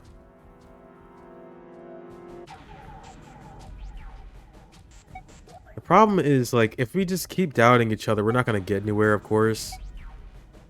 But to not even have that possibility in the back of our heads seems a little irresponsible. It's possible. Well, that's possible. Huh? Like Clover said, Zero might be one of us. What are you saying, Jumpy? How could you say that? Didn't you hear what Ace said? Exactly. I said we shouldn't suspect one another for no reason. No reason. I've got a great reason. One of us died. The bracelets. He held out his left arm. Why are the bombs in our bodies connected to the bracelets? You're all thinking Zero's hiding somewhere watching us, right? If he's doing that, then he could just detonate the bombs by remote control if someone did something they weren't supposed to. It would be a lot more precise and a lot easier. But if that's the case, then why is the bomb set off by the detonator in the bracelet? You got a point. I'm not done. Try applying the same ideas to the nonary game. I'm not done. All of the puzzles here run all by themselves. In other words, Zero doesn't have to be controlling them for the game to move forward. Okay. Why's that? Why would Zero bother to do something like that? Junpei let the question hang in the air and looked at the others. It was Santa who answered. So let's say you and Clover are right. Zero's one of us. If that's the case, then it'd be really hard for him to keep track of all of us or control anything remotely. That's why all the puzzles run by themselves. That's what you're getting at, right? Yeah. Yeah. Junpei nodded. 7, when we were talking earlier, you said any one of us could be Snake's killer, right? Yeah, something like that. Alright then. I've got a question for you, Ace. You said something like Zero must be the one who killed Snake, right? Yes, something like that. I can't think of any other explanation. So what do we get if we combine those? One of us? They fit together pretty well, I think. Something like this. Whoever killed Snake is Zero. Hence, Zero is one of us. 7 and Ace's theories aren't mutually exclusive. They actually complement each other pretty well. At least they do if Zero is one of us. No one spoke. Their faces were grim, but Junpei wasn't sure if they believed him or not. Finally, Lotus spoke up. What were his motives? His motives? Yes, isn't that pretty important? Why would Zero want to hide as one of us? Oh, well, that's because... They're like fucked up. This whole situation is insane. They're obviously a fucked up person. Junpei joked. He hadn't thought of that, and he had to be honest with himself. He had no idea. I don't know. Lotus sighed. Well, so much for making a persuasive argument, Junpei. In other I'm just words, putting the you idea only out had there. circumstantial evidence. I don't really think that's enough to go on. I'm not blaming any. I'm just saying it's possible. Ah, Junpei was painfully aware of their eyes on him, and their disapproval. He tried to find something else, anything else to look at, Then, in that horrible silence... Uh-oh, how much time do we have left? Is that 3 a.m.? Is it 3 It's a.m.? 3 in the morning. When does it stop? At 5? We have 2 hours? That means we have 3 hours Wait, left. 3. Starts at 6, okay. Then we need to move now. 7, Clover, Junpei. I know how you feel, but you do understand that right now it's important we trust one another, don't you? You're right, but Junpei couldn't bring himself to respond. He swallowed the words he wanted to say inside. 7 and Clover remained similarly silent. Their eyes were looking at something somewhere else, very far away. We must go. We have very little time left. Ace's words put their feet to moving. They all knew where they were going. our next destination is Mercury. But maybe you We're and June going should to check it out Mars. first and then report back to us. All right, let's go, June. Right. Here it is. It sat bolted to the wall near the stairs that led us to the casino and the kitchen between the 2 elevators. The Mercury card reader. We're using the card 7 gave us, right? Yeah, I found it when we were checking out the shower room. I think 7 said something like that. Anyway, let's see what happens. Junpei slid the card through the reader. The light on the reader turned green and made a tiny electronic noise. I guess the elevator works now. Jumpy, I know it's only the 2 of us, but let's do our best. What's with you all of a sudden? Well, I'm happy we were put together. You know it's just for searching E-Deck, right? Even so, I'm glad I'm with you. Aww. Oh. First, we need to find out if the elevator comes up full of water. Just like we did before.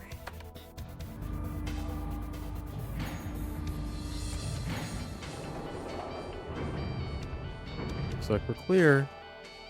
Oh, here it is. I knew it. It's not wet at all. Let's go. Yes. Once it had been checked for water, Junpei and June stepped into the elevator. Look! Nearly all of the buttons are destroyed. Yeah, only the seat and bottom button can be pushed. We're on C deck right now, so the only one we can choose is bottom. Yeah. Well, let's try it out. Junpei hit the bottom button. The door closed. Slowly they began to move downward. Oh, so this is the bottom deck. They stepped off and saw that the hallway to their right ended somewhere between 20 and 25 feet from them. The hallway in front of them was a dead end, but not a regular dead end. Hey, over there. 2. This is a numbered door. This is the 8th one we found. There were 2 numbered doors on B deck near the central staircase. They were doors 4 and 5. 3 more in the large hospital room. Doors 3, 7, and 8. And the door we found on E deck, and the door Lotus and Santa found on A deck. It was a 6 on the door on E deck, and a 1 on the door on A deck. 4, 5, 3, 7, 8, 6, 1. And now door 2 stood in front of Junpei. That means Do you think the next door we find? Is it a 9? I think so. The next one's gonna be door 9. Despite himself, Junpei felt excited. There was something about that excitement that frightened him as well. Finally! Yeah, That did not take as long as I thought it would. You don't look very happy about it, though. it's not that. I just hope nothing goes wrong. You're right. We should keep our fingers crossed. Let's head back. Okay. He did his best to put it from his mind and headed back to C deck with June. Maybe we'll get the ending tonight. 1, 2, 3, 4. All right, 7 pieces. The pieces of paper they'd folded up lay on the ground next to Junpei's legs. The one and only ending. Everyone had written on paper pulled from Junpei's notebook in an effort to pull together a blind vote. Just double checking, but everyone wrote their code name and a door number they want, right? Yes, just like you told us earlier. Can't believe we're voting here. Why had they decided to vote that way? We need to make the whole thing fair, blah-de-blah. This is a complicated plan, you know. Hurry it up, Mr. I have a brilliant idea. They decided it wasn't fair to simply ask everyone at once. That would allow people to force others to go through certain doors. Yeah, quiet in the peanut gallery. And he had a plan. It wasn't a plan he wanted anyone catching wind of, however, so he did his best to act calm as he began to open and read the pieces of paper. All right, let's open these up. The first one says Ace requests door 1. Yes, I do. Would you like me to explain why? Sure. No, we don't have time for that. Okay, Sorry. never mind. Let's keep going. Yes, I did open it. Did you want me to explain it in detail? No. Next is Santa. He wants door 6. Yeah, that's what I wrote. Junpei continued with the third, fourth, and fifth pieces of paper. Clover wants 1, Lotus wants 2, and 7 also wants 2. Wait a minute. There is no way I'm going anywhere with the Elephant Man. No, there'd be no point to the voting if we let people change their choices because of stuff like that. But Just give it up, Lotus. It's not like I want to hang out with some exhibitionist grandma. I am not an exhibitionist. I'm wearing clothes. Yep, I mean, you are. Barely. So, last I checked, that's not a crime. Maybe. But what about common decency? Nobody wants to have to look at a chick who looks like a half-naked raisin. That's crazy. Oh, I'm gonna kill you! Why is everyone dogging on her age? She cannot be that old. Oh, they're actually fighting. Lotus's hair flared out like the mane of an angry lion, and Not good. she roared with a voice that shook the walls. Let go! Let go of me! I'm killing him! With some difficulty, Ace managed to restrain her. Junpei, read the rest. Right. Junpei tore his eyes away and looked down at the sixth piece of paper. He opened it. June wants door 6. Yes, I don't really have a reason. I just felt like it. All of the papers, save Junpei's, have been read. He did some quick calculations in his head. So this was everyone's vote. Ace and Clover requested door 1. This is the door on A deck near the central staircase. 7 and Lotus requested door 2. This was the door on the bottom deck and could be reached by taking the elevator to the bottom of the ship. Santa and June requested door 6. This was the door on E deck and could be reached by taking the elevator near the central staircase down. Then the door I should choose is... Took him less than a second to run the numbers. He opened the seventh piece of paper and spoke. Okay, the last one is mine. I want to go through...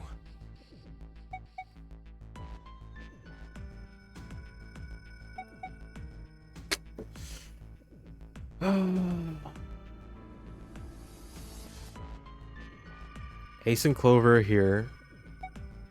Right? Lotus 7. Santa June.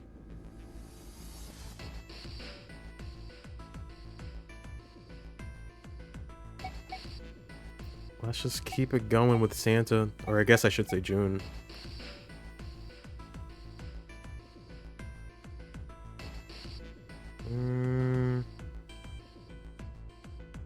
Yeah. I want to go through door 6. Junpei flipped open the piece of paper. It read Junpei, door 6. Of course it did. He'd written, oh. That's a problem. Junpei spoke barely above a whisper, but they all knew what she'd None of said. these teams will be able to go through the doors they want. Clover and I chose door 1. Lotus and I chose door 2. That's not enough people to open a numbered door, however. The digital routes don't match up either. We've got similar problems. June, Junpei, and I want to go through door 6, but our digital route is 5. If we're gonna open that door, we need a 1. Damn, what are we gonna do now? What are we going to do? Junpei crossed his arms and did his best to put his thoughts in order. The others followed suit, but with little results. Eventually, Clover broke the silence. Why don't 7 and Lotus go through door 1? With me. Her face was cold and flat, as was her voice, but her logic was sound. 7 and Lotus looked at each other. 7, 8, 4, 19, 1. The first problem resolved, Ace spoke up. What about me? Isn't that obvious? Wasn't one of the teams just complaining that they didn't have a 1? You mean I should join Santa's team? What about me? Yes.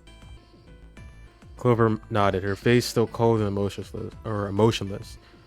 Her attitude and posture could not have been more different than the energetic girl of only a few hours before. No one seemed ready to contradict her. Her response was understandable given the horrible situation in which she had found herself in, but even so... I understand. I'll go through door 6 then. If we do as Clover has suggested, we can all pass through a numbered door and no one will be left behind. This seems to be the most reasonable solution. 7, Lotus. What do you guys think? I don't have a problem with it. Me either. All right then, we're good to go. See you later. Wait, Clover! Don't move on your own! Oh, I'll be going too then. Yeah, be careful.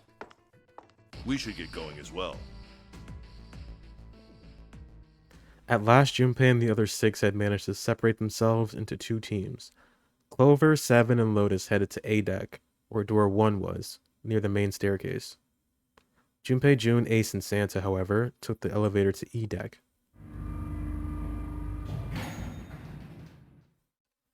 The ride to E deck was a silent one. This is E deck. There should be a door at the end of the hall. All right, let's go. Santa's words jolted them to action, and they stepped out of the elevator into a long, straight hallway. Before long, they arrived in front of the door, or in front of door 6. Here it is. You guys ready? Yeah. Then let's get to it. One by one, they put their palms over the red. With a soft electronic noise, it authenticated each of them.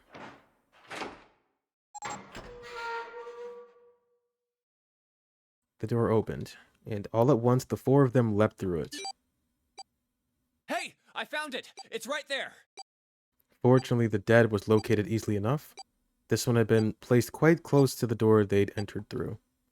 They gathered around it quickly and hurriedly placed their palms on it for authentication one by one.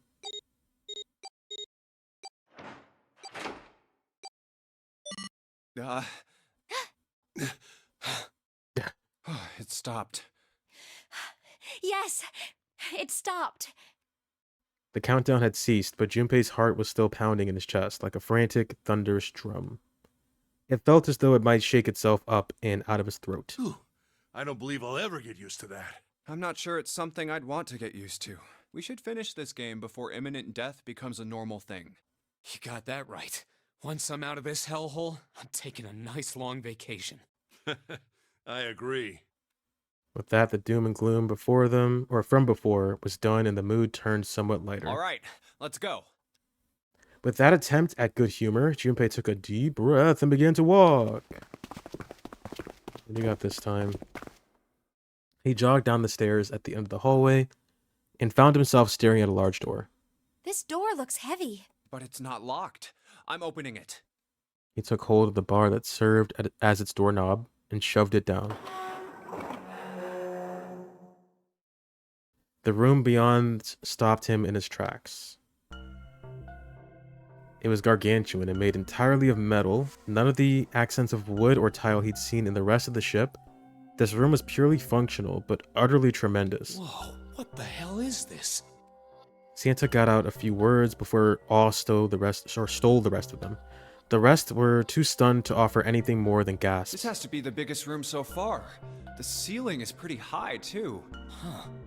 Could be 2 stories, maybe even more. This space could be utilizing the entire length of the ship.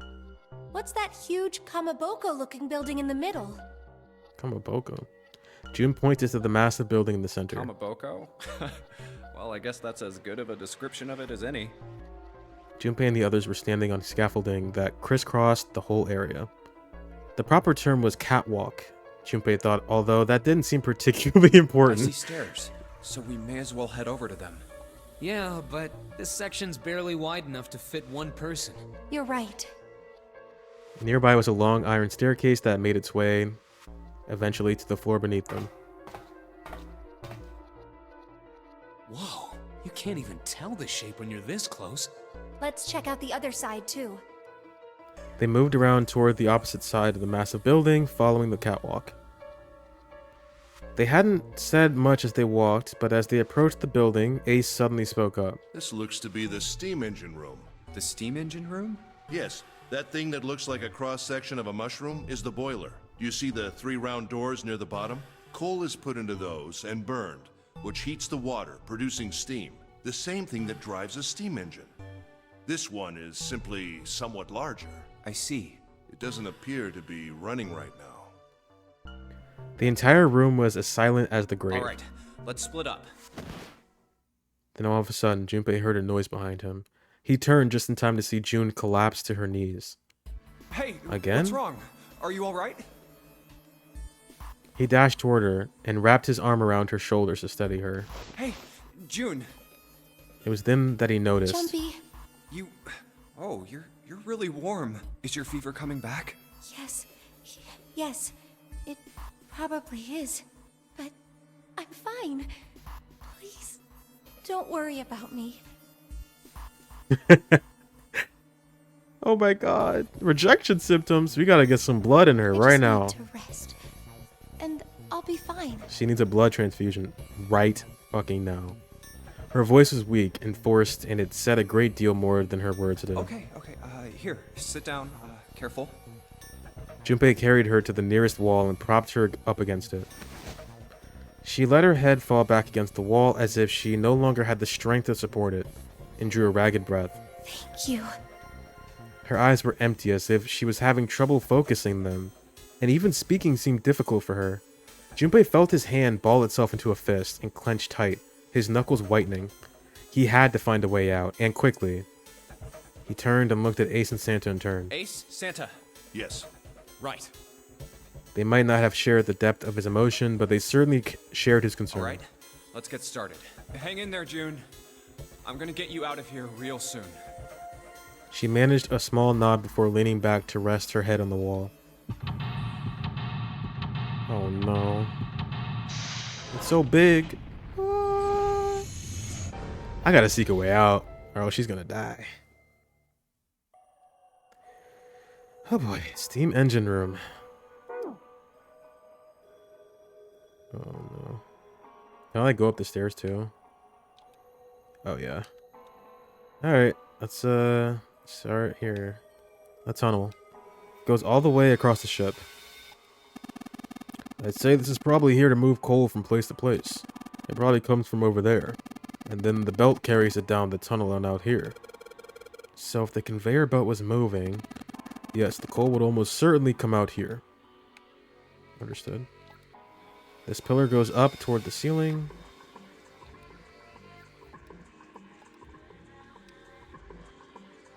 Is it locked? Nope. It's a square hole. Nothing in here. Now look at the back wall there. I can see 3 small slots. Terminals for some sort of connector, perhaps. You mean you think we're supposed to plug something in here? Perhaps. Look at that button. It's glowing orange, right? It's gotta mean something. I guess pressing it is the best way to find out if it does anything, Santa. Nothing. 3 slots. Close it. Okay, I'll just back up. Tunnel. Else. I think that's good for this portion.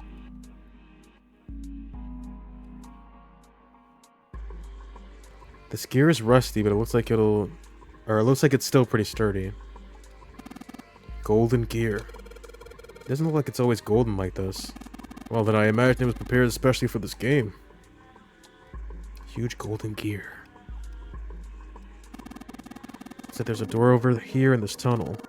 The belt over there must deliver the coal, which is then picked up and thrown into this door. The door appears to be welded shut, however. It's welded shut.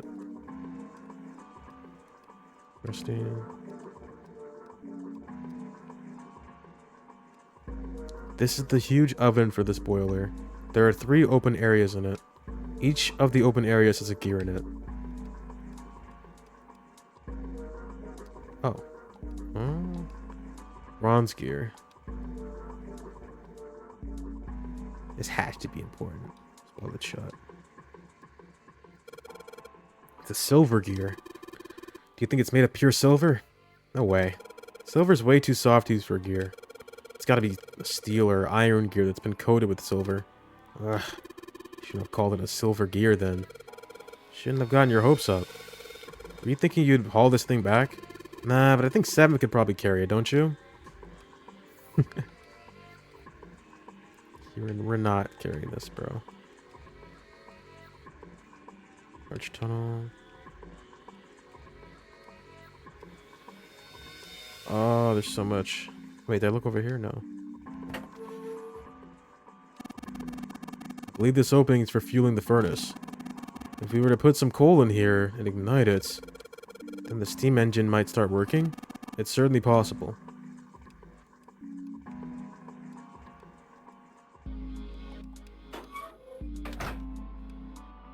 Or gears.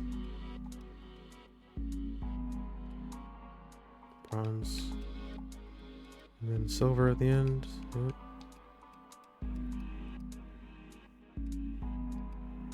Stairs stretch from the catwalk to the boiler. There are a number of these little windows along the inside of this thing. I think you're supposed to put coal in through these, but they're welded shut. I don't think we can get these open.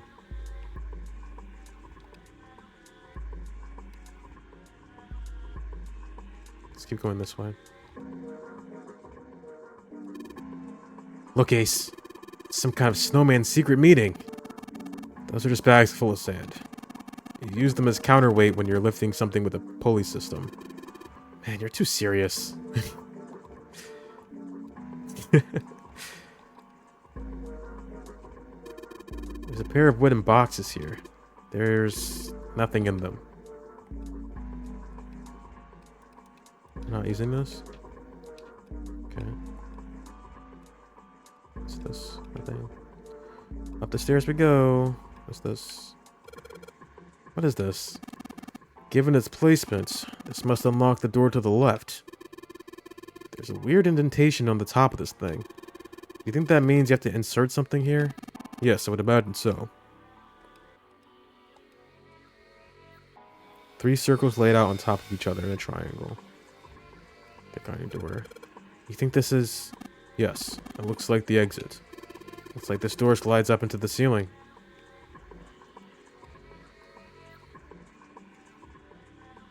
Okay.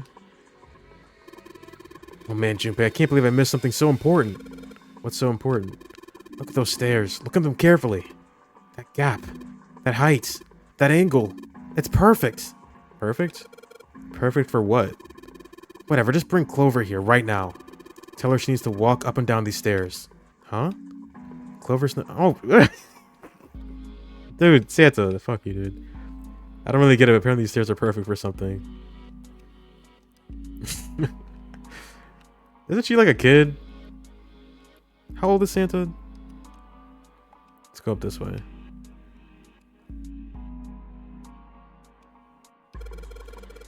Three sliders on the left are down, but this one is up. There are a number of lines engraved in these. I suspect we are meant to do something rather specific with them. Junpei, why don't you move that slider down? There's no harm in trying, I suppose. Nothing. Nothing happened. Maybe it needs to be prepared somehow. You're saying if we did something somewhere else, it'd respond somehow?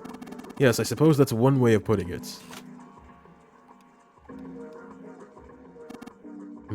Nothing. It won't move at all. Oh, it won't even move. These 2 columns are different from the others.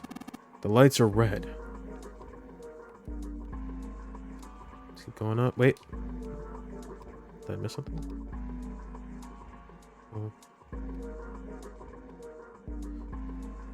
Oh, what's in here? One of the doors on the furnace. There's an A on it. There's a circular wheel in the center of the door. Let's give that sucker a twist. Well, it's noisy, but it opens. And it's totally pitch black in there. We should, go in here. Alright. Let's go. This looks just like the door you went into. Where are we? We must be on the other side, yes? Which should put us directly above the conveyor belt. At any rate, we should keep moving. There's a great deal we've yet to investigate. Oh, we're on the other side, so we should go down. Catwalk. Boxes I can't get through.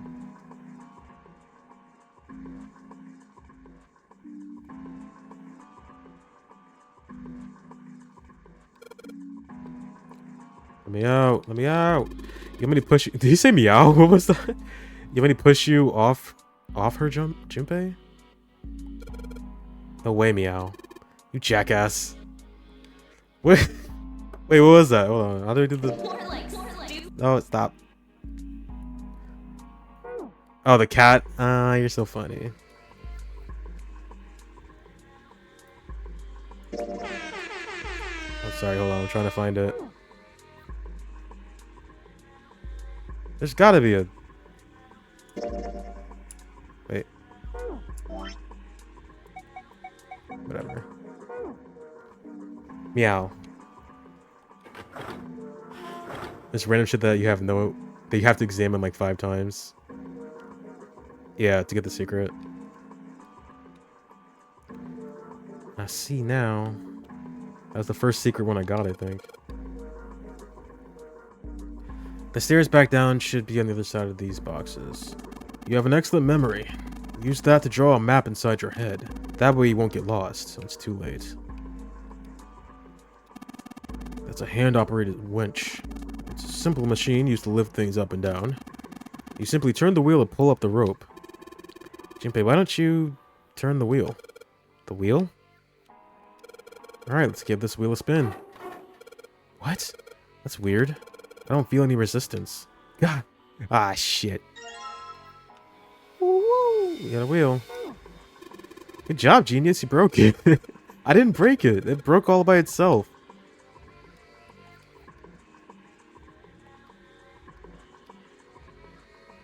There's a couple of posts on the back of it that looks like they could fit in the holes on the winch. Damn, no good. These little shafts are too small for this big hole. It's like throwing a hot dog... Like, what? Like throwing a hot dog down a hallway, to be honest. If that's the case, then. The wheel wasn't originally part of this winch. Then that means it's not supposed to be here. Got that.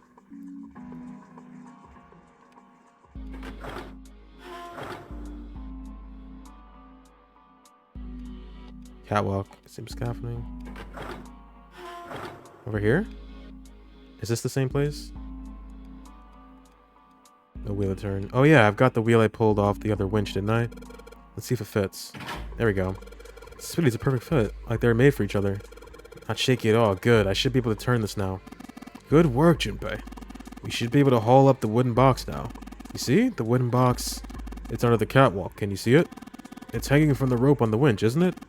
Looks like there's some sort of device in the box. I'm not sure what it is. At any rate, you might as well turn that... Yeah, you might as well turn that wheel now. I'm counting on you. Go ahead. I turned the wheel. Huh? What's this? What happened? This wheel only turns to the left. It only turns to the left. Like the... I assume that's what that meant. That's why I did a double take. Oh my... Thank you. Urban Dictionary 101. It only turns to the left? That means we can't reel up that rope. Yeah. I had to Google it. You can only let the rope down. Interesting. I don't think that will be a problem. We will simply need to go downstairs after letting the wooden box down. I will be counting on you, Junpei. Why does he talk like this? Sure thing, no sweat. He's talking kind of weird. He's a robot or something. I believe the box has reached the floor. Yeah. He stuck his hand or his head out over the side of the catwalk and looked down. The box that had only recently hung just below the catwalk now sat on the floor. It had come to rest near the end of the tunnel that covered the conveyor belt. June's down over by there. Junpei could see her still leaning against the wall as if she barely had the strength to sit up. Even from so far away, it was not difficult to see that she had not improved. He almost thought he could see heat rising from her body. She doesn't seem to be improving. Ace's expression was inscrutable, but he'd said what they all had been thinking. Well, of course not. She's not gonna just get better right away, you know? It'll take time. He tried desperately to convince himself that what he'd said was true. What could be causing this, I wonder? Illness, perhaps? It's her hemoanima. Nah, it's gotta be exhaustion. Santa's response was confident and certain. She gets dropped into some weird-ass ship, forced to play some messed-up game. If you think about it, it's a lot weirder that we aren't freaking out just like her, you know? So you're saying we're abnormal? Yeah. We're just running around this room, solving all these puzzles like it's just business as usual. How the hell could you call that normal? We're just guinea pigs. Santa snorted in A disgust. guinea pig. You mean like a lab rat? Heck yeah, sure. You mean we're being used for some sort of experiment? Is that what you're saying? Dunno. Santa's saying, yeah, we're solving these nonchalantly. Yes, we're solving puzzles nonchalantly. But it does seem like a possibility, you know? They stood there for a few more minutes, no one speaking, until Santa turned and walked away from the winch. Junpei and Ace followed him. Oh, wait, where'd they put me? Fuck. Oh, I have no spatial awareness. What are the great metal ribs of the ship? I think June's resting right underneath it. This damn pile of boxes is blocking my way. Back we go. Over here, and then down. Right. All the way in the back. Was it here? Oh, no. Where was it? Shit. I'm trying to turn. There we go. There we go. Ba-da-da-da-dun-dun. Control panel for something. Oh, it's got the things, the slots. Love the textures. Reminded me of Minecraft. It's giving dirt. There you go. Maybe this hole is where the control panel goes. Oh, there's only one way to find out. And you go. Dude, you did it. Everything looks all right. Okay, but what do we do now? Why don't you press the button next to it? The orange one? Yes. Alright, I'll do that. Pushing. Sweet. All sorts of lights are lighting up on this thing. And, oh, yes, I think I just heard something turn on. Oh? What's that? What happened? Junpei, look, the conveyor belt's moving. The conveyor belt? Well, I guess it's done moving now. There's still a bunch of coal on the belt, though. It looks like a bunch of it got dumped off the end of the belt into that wooden box where we found the control panel. Coal. Coal, huh? Since the belt started moving, it transported quite a bit of coal. It all drops off into the left end of the belt, right into the wooden box. Box filled with coal. Okay. Now, where are we putting this exactly? Into these? That's where the coal goes. Or would go if all three of these things hadn't been rusted shut. No, hold on. Oh my god. I'm trying to like... Here, there we go. Yeah. Maybe if we can get some coal in there and set it on fire. Okay, let's do it. Alright, that's the last of it. No coal left in the wooden box. And nothing, great. Well, I guess I should have expected that. Why would just throwing coal into a coal furnace do anything? Well, hey! That's one part. Ah, well, a man can dream. Junpei, explain it to me again. You're planning to stoke the furnace with coal, which will heat the water stored up there and make steam, which will then drive something else. Am I correct? In other words, you want to generate enough pressure with the steam to power the turbine and drive the steam engine, right? Yeah, I guess that's the gist of it. Well, in that case, this isn't enough coal. This furnace is enormous, so we're going to need a whole hell of a lot more coal than this. Very well then, if the three of us work together, then we should manage to fill it much faster. I want to help too. And I totally didn't even see her walk up. Are you feeling up to that? Yes. Yeah, right. You look like you're one stiff breeze away from falling over, June. I think you better rest some more, alright? But no arguing. You need your rest, so you just stay there. We'll handle this. Okay. I understand. Alright, time for some manly work. Let's get this coal into those furnaces.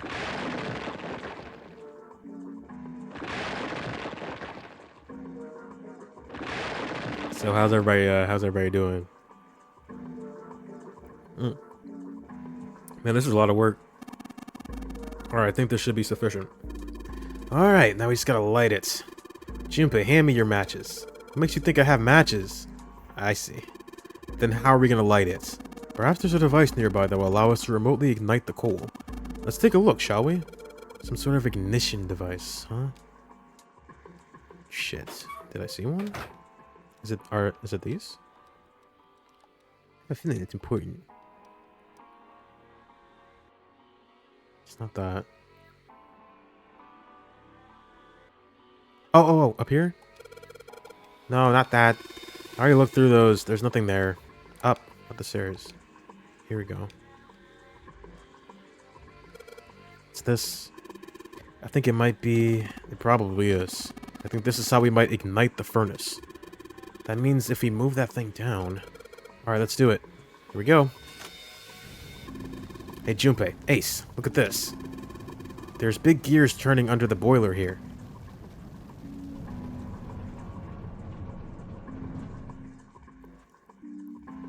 Oh, those are the things we need. The gears. They're spinning. What the hell are you guys waiting for? Let's start looking. Yeah, we need to get that thing. Yoink that shit.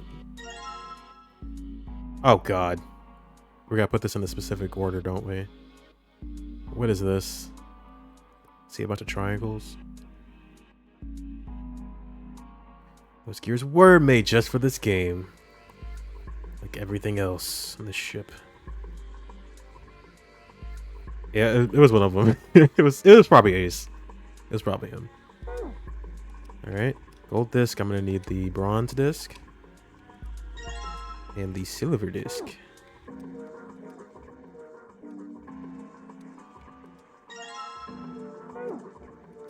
Alright. Is that it? That's pretty straightforward. Ain't no way. What about the snowman? What about the snowman?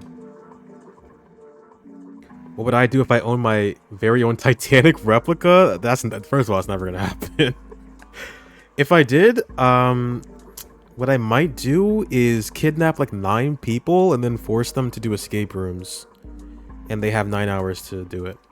I think that'd be pretty funny. As like a joke. I'd be too, like, afraid. I don't want to go on a cruise ship, dude. I love swimming. I love the ocean. But for some reason, ships make me really nervous. The punchline is Walmart. I get really nervous on ships. So the real answer would be I wouldn't. I wouldn't have one. Looks like this thing unlocks the door. There's a depression here that looks like it's the outline of 3 circles laid on top of each other in a triangle.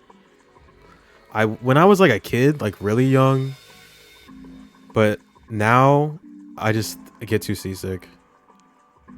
Even on a cruise ship. The last cruise I went on was like, it had to be more than like 10 years ago. It had to be. And I swear I would never do it again. Yeah, they say that.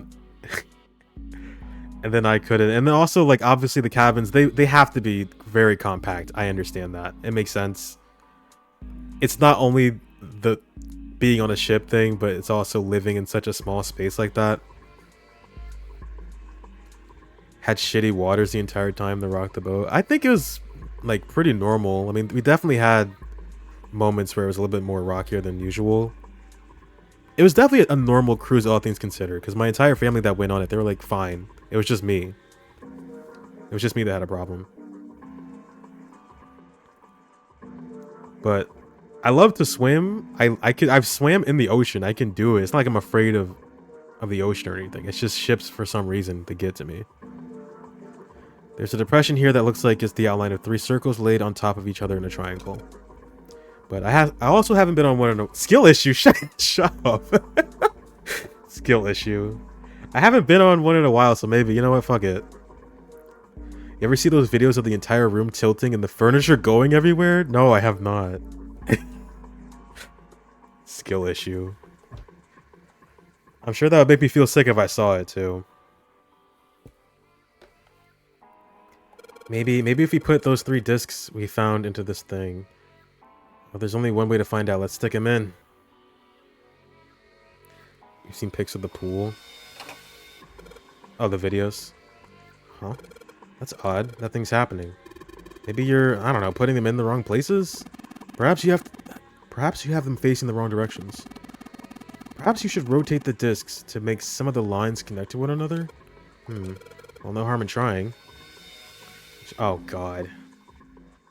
Like when the water is turbulent, the pools go crazy. Oh, on the cruises? Yeah, I would not want to do a cruise, personally.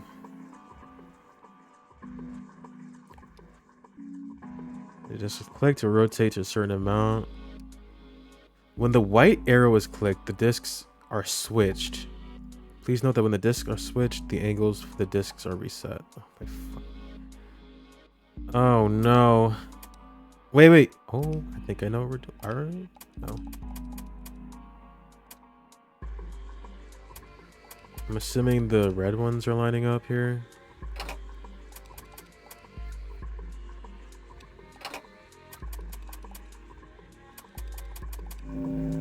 Yes, there we go.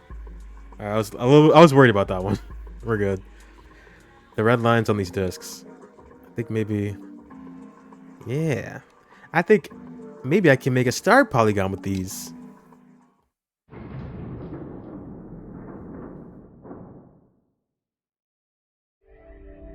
Oh wow. I thought that'd be more convoluted. It was a really big space, but I guess that's the puzzle is Yes! The door's open! finding it in the first place. Given the circumstances, Junpei's happiness was certainly understandable. Ace seemed to share his excitement. All right, Junpei. Why don't you go get June now? Santa and I will keep an eye on the store. Santa snorted. Why do we need to do that? Even if it shuts, we know how to solve the puzzle now. We could just open it again. Well, I suppose that's true. Shall all three of us go and collect June then? Nah, I'm cool. I'll let Junpei handle it. He still seemed irritated by something. However, I read that so wrong. He still seemed irritated by something, however, and sat down on the stairs petulantly. So are you only interested in being contrary? Ace sighed with the air of a long-suffering parent. All right, I'll go get June. I'll be right back. He gave a quick nod to Ace and Santa and dashed off down the stairs. Before long, he was back on the first floor next to the conveyor belt in June. Oh, Jumpy! As he drew closer, she stood up slowly. Are you okay? He did his best to sound calm and nonchalant, but there was no hiding the genuine concern in his voice. Yes, I'm fine now. I'm sorry I made you worry. June blushed. He wasn't sure if she was embarrassed or still feverish. Let me check. Just to make sure, he reached out and put his hand against her forehead. Good. You're feeling a lot better. She was feeling far less warm than she had earlier, but still wasn't down to what seemed normal to him. Are you sure you're all right? He had to be sure. June gave him a look. Oh, you're such a warrior, Jumpy. Oops, I mean, warrior. June giggled. He wasn't sure if she just made a joke or not, but... oh, June. Yeah, that's no big deal. Seeing her smile again made Junpei feel at ease. If she was well enough to smile and laugh, then she really was feeling much better. He gave her a friendly poke on the forehead. All right, let's go. Go where? Oh, right. I didn't tell you. We got the exit open, so... Great! Let's go! It's an excuse for buff dudes to show off their muscles. Is that what you think? Yeah, totally. Yeah, it's not... just been going to the gym every day recently, it's no big deal.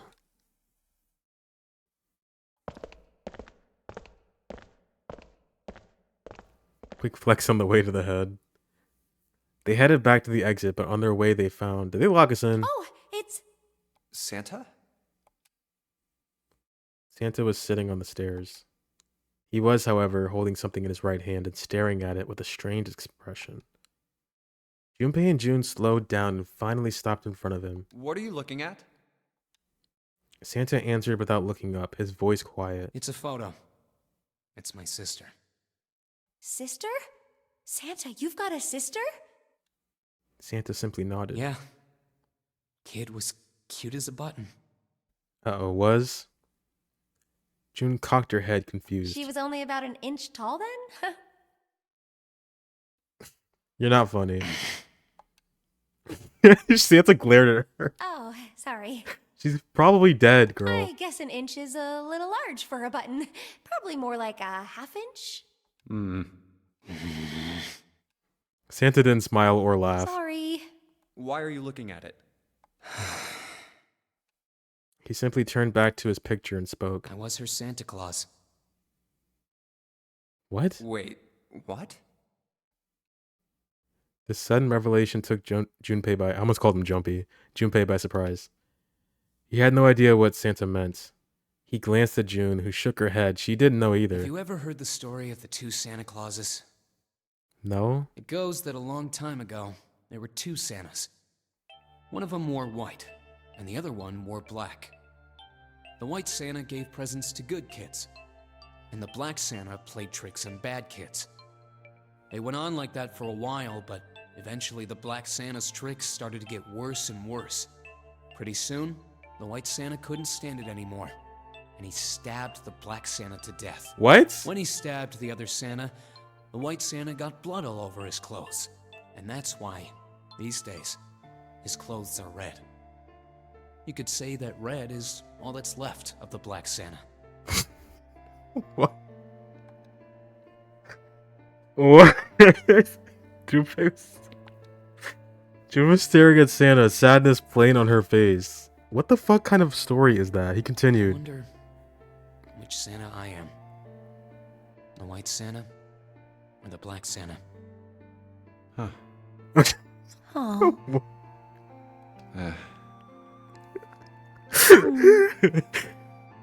All right, let's go. What was...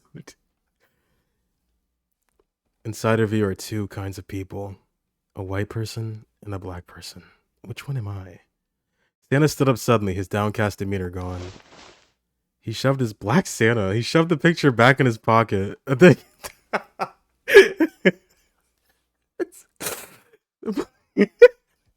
and headed back up the stairs, taking them two at a time. I thought he named himself Santa because was that? No, that had to, I don't know.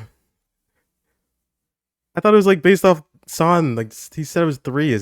I don't know. Whatever. Huh? That felt really weird, but okay. Black Santa and white Santa. Junpei and June looked at one another.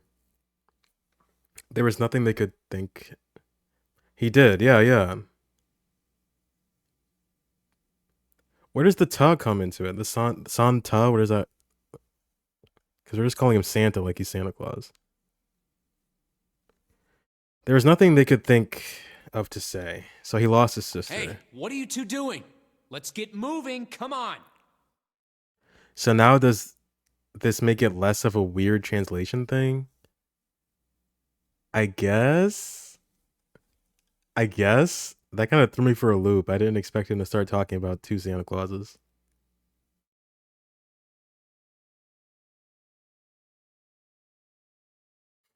But that's going to be relevant, I'm sure. All right, so what are all the tangents that we've had so far? I'm trying to remember.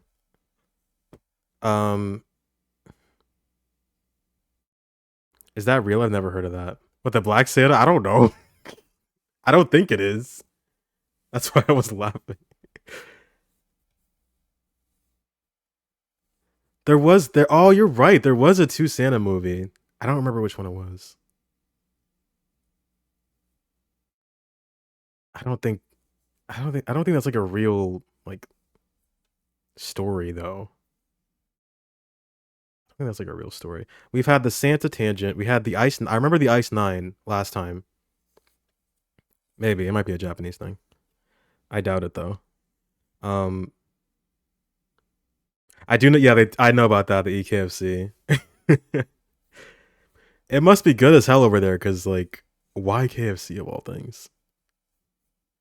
I know like McDonald's is way better. Like any fast food chain that's in America, that in any other country, especially in Japan, is like 1,000,000 times better for some reason. Ice 9, Santa. There was another tangent that June had. I can't remember which one it was before the Ice 9. Oh no, she was talking about like a ghostwriter. Oh, two Titanics. Oh, wait. And also morphogenetic fields. Lotus mentioned that. They're gonna mean something. So we have two Santa Clauses, we have morphogenetic fields, we have Ice 9, and we have two Titanics and a Ghost Rider. Now, what does that all mean? I don't fucking know. Santa's voice echoed across the room from above them. Let's go. Yeah. They nodded and followed him quickly up the stairs. Ace is waiting for them at the top. He was leaning against the handrail. He looked very tired. Oh, you're finally back. The door had shut, but it wasn't... Oh, I'm about to say, but it wasn't cause for concern. Sorry we took so long. Junpei quickly solved the disc puzzle a second time, and the door opened once again. Let's go. In single file, they walked through. After walking for nearly 15 feet, they found themselves in front of a metal door. It opened easily enough, and they passed through it as well. A new room stretched out before them. I am thinking, though, the morphogenetic fields thing. I can't remember exactly what the idea behind it was, but it was something about how, like, when one person, or no, not when one person, when, like, the collective, a Supernatural episode about anti-Santa? That was in Supernatural? Really? There's an evil Santa out there? I guess he is real. Lotus was talking about morphogenetic fields and how, like, you've never seen... My mom loved that show. I don't think it's still going.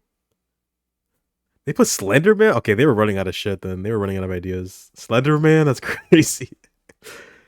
My mom watched that show religiously. It's like when a ton of people start to know something, that information gets, like, processed or, like, pushed onto another group of people, right? And I'm thinking that might tie into what this game is because of the flowchart thing. I'm assuming going into different branches, we're going to be using information from other routes to do things. What that's going to be exactly, I don't know. But why that's happening, I also don't know. But that's got to be relevant. I don't know how the Ice 9 thing works into this. I don't know how the two Titanics... Maybe there's... Oh, wait. Maybe there's two teams? Maybe?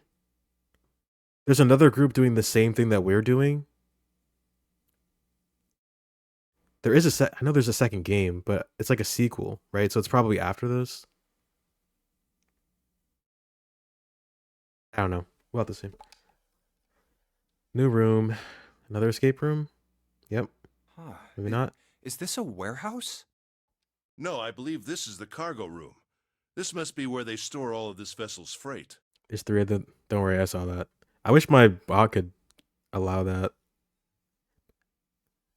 Yeah, no swearing. You can't say mofos in here. This is extremely PG-13. There are wooden crates everywhere. I wonder how old they are. Junpei, Ace, and June had stopped unconsciously, pausing to take in their new surroundings. Santa's voice broke through their momentary trance. Well, we probably ought to start with finding the exit, right? Let's get going. Here we go, yep. Another one. You gotta seek a way out. Gotta get out of here. Cargo room. A little spinny. Alright, now that I have my surroundings taken in, let's start with the box. There are a bunch of bags here. I wonder what's in them. Oh! Well, looky who we have here. What? What is this? Card with a headshot.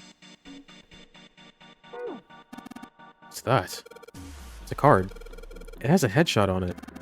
Headshot. Yeah. I'm not really sure what purpose this could possibly serve. Is he not? Are they not surprised by this? Okay, whatever.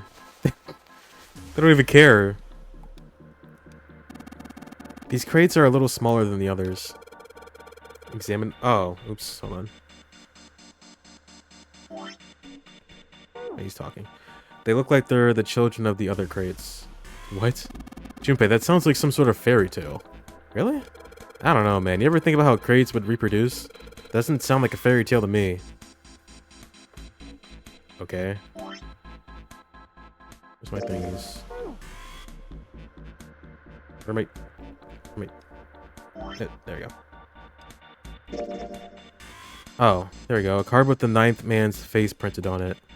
That's all they have to say. Not like, why is this here? You know, like, that's like kind of...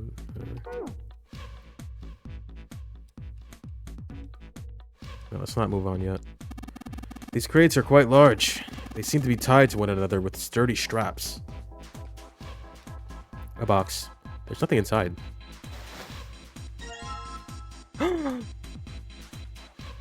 So, there he is. Look at him.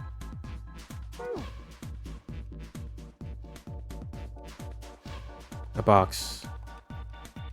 He's got to say something funny about the box, right? Box. Nope. I think that's it for this area. 3 crates. Crate triplets. Does every escape room have a different song? I wonder. I didn't notice with the other ones. I don't know what's in these barrels. Judging by their weight, perhaps a liquid of some sort. 4 barrels next to the wooden crates. Make. Over. Small box. Open the base.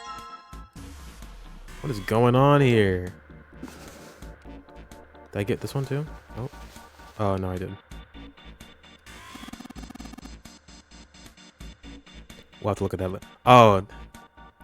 Kamedate, what's going on here? I'm seriously like more and more excited for that game. I don't care how bad it's gonna be. Just seeing Date again is gonna be really funny. There's nothing in these crates.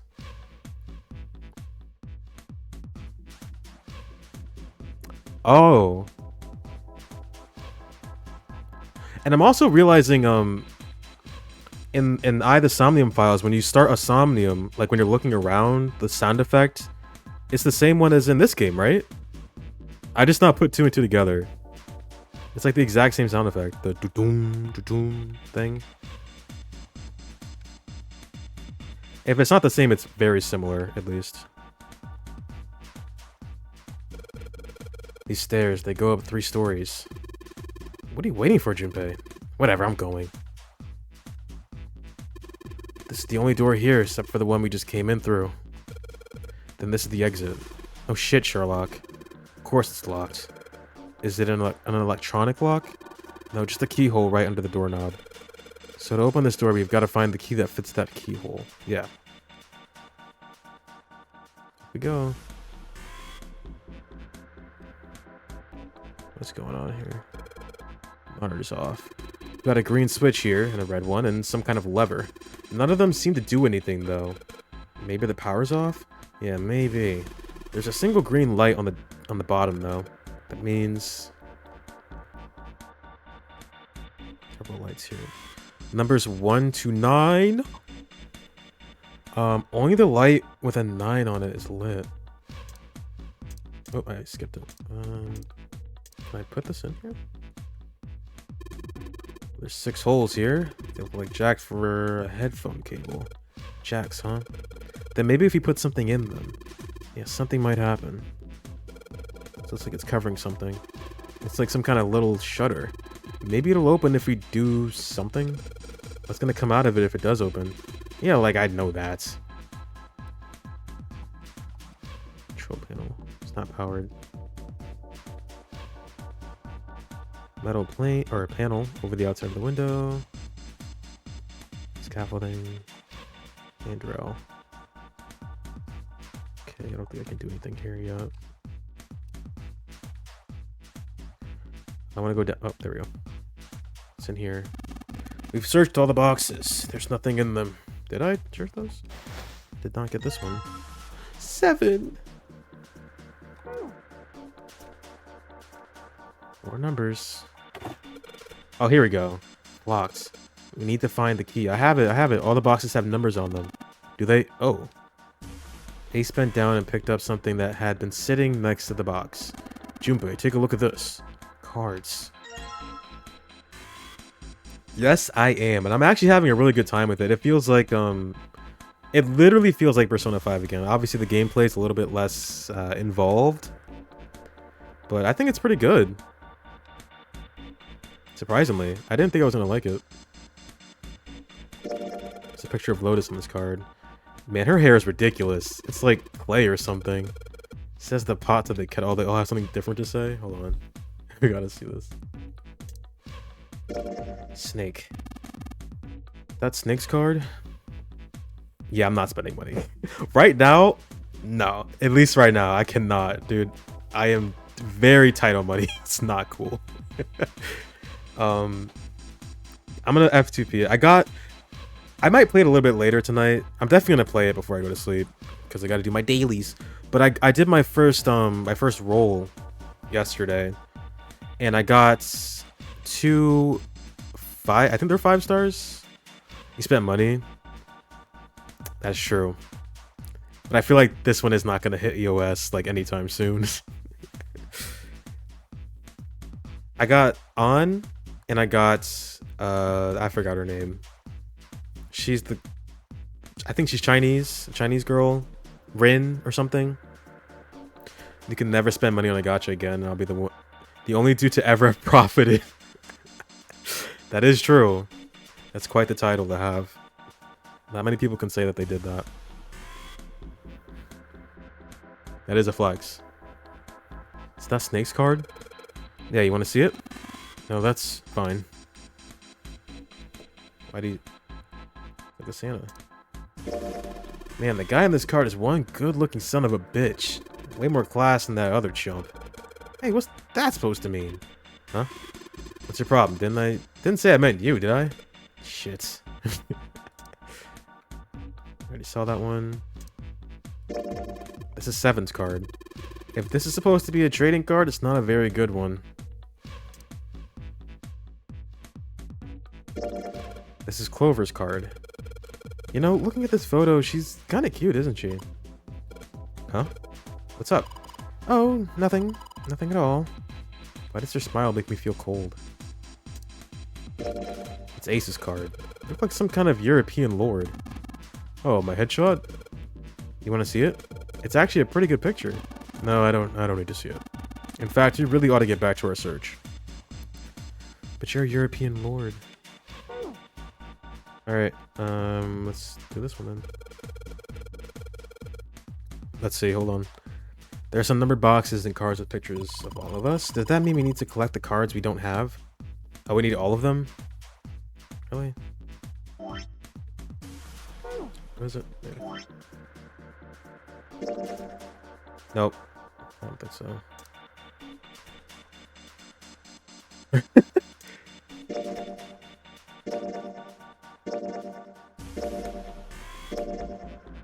No, I don't think she's gonna do anything.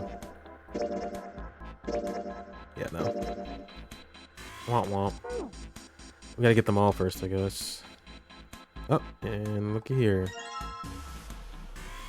It's me! Not cool, man. That is not a great picture. You took this picture without my permission. It looks pretty cool, though. You look really handsome in this picture. Hey, knock it off, lovebirds. We're not a couple. Not at all. Not in any way. Ooh. And I felt that, personally. Can I even hold this many? This must be... Oh, no. Don't look at it. I'm not cute at all, and I'm not photogenic, and I don't look sexy either. Next to Clover, my skin looks gross. And I'm not sexy like Lotus. I know guys go for women who look like Lotus. But... I'm trying to. I'm doing the best I can.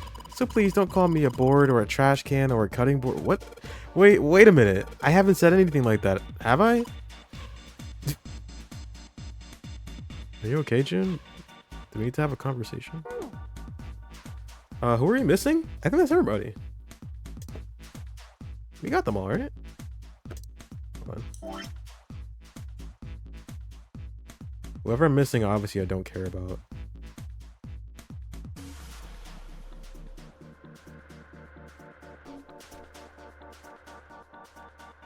I think, yeah, we're good. Open sesame. Now we finally have all 9 picture cards. We just need to insert these cards into the slots at the front of each box. Junpei stared at the cards in his hands. Ace peered over his shoulder at them. You know which card goes in which box, yes? Now. Junpei gave him a look. Yeah, of course I do. It's really obvious. You just match our numbers to the numbers, then you pop the corresponding card in the right box. So for instance, the card with the picture of Ace on it goes into box 1. The card with the picture of Snake on it goes into box 2, and so on. Oh, I see. Huh? What is it? Junpei thought he might have imagined it, but he could have sworn Ace stiffened. I'll leave the rest to you. What? Hey, wait! He quickly turned and walked away. What's wrong with him? Oh well, whatever. Doing his best to clear his mind for the task at hand, he turned back toward the Time to boxes. solve the 9 boxes puzzle. 9 cards with pictures and 9 boxes. Junpei stared at them for a moment and then began. Ace's card is in box 1, Snake's is in number 2. I just need to do the same for the rest. And finally, the 9th man's card into box 9. All 9 box lids popped open at once. Yeah! Oh, they opened! He peered inside. What In each box was a single pin. the? 9 pins? Okay. They looked a little like sewing pins, but much I thicker. guess I'll take them with me. Junpei collected them all quickly and shoved them into his pocket.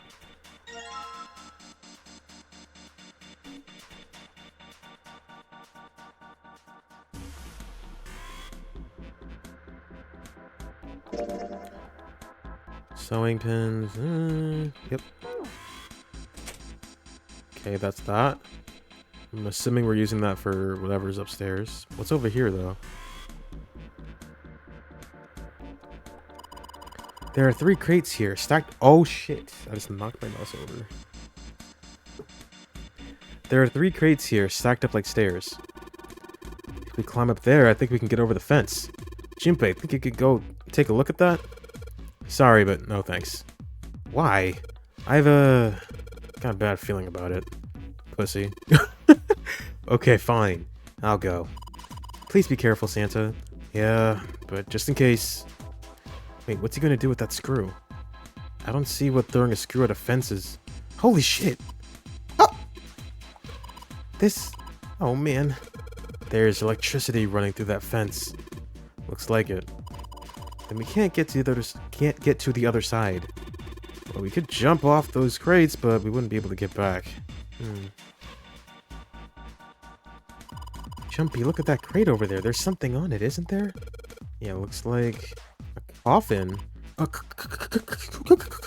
Yeah, it seems kind of weird to find a coffin here, right? As if it's telling us search here. I wonder what's inside all these crates. Gotcha, wooden crates. Coffin.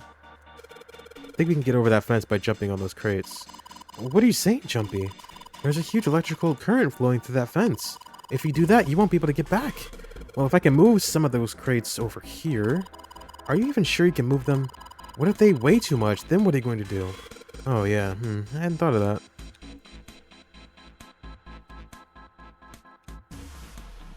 Okay.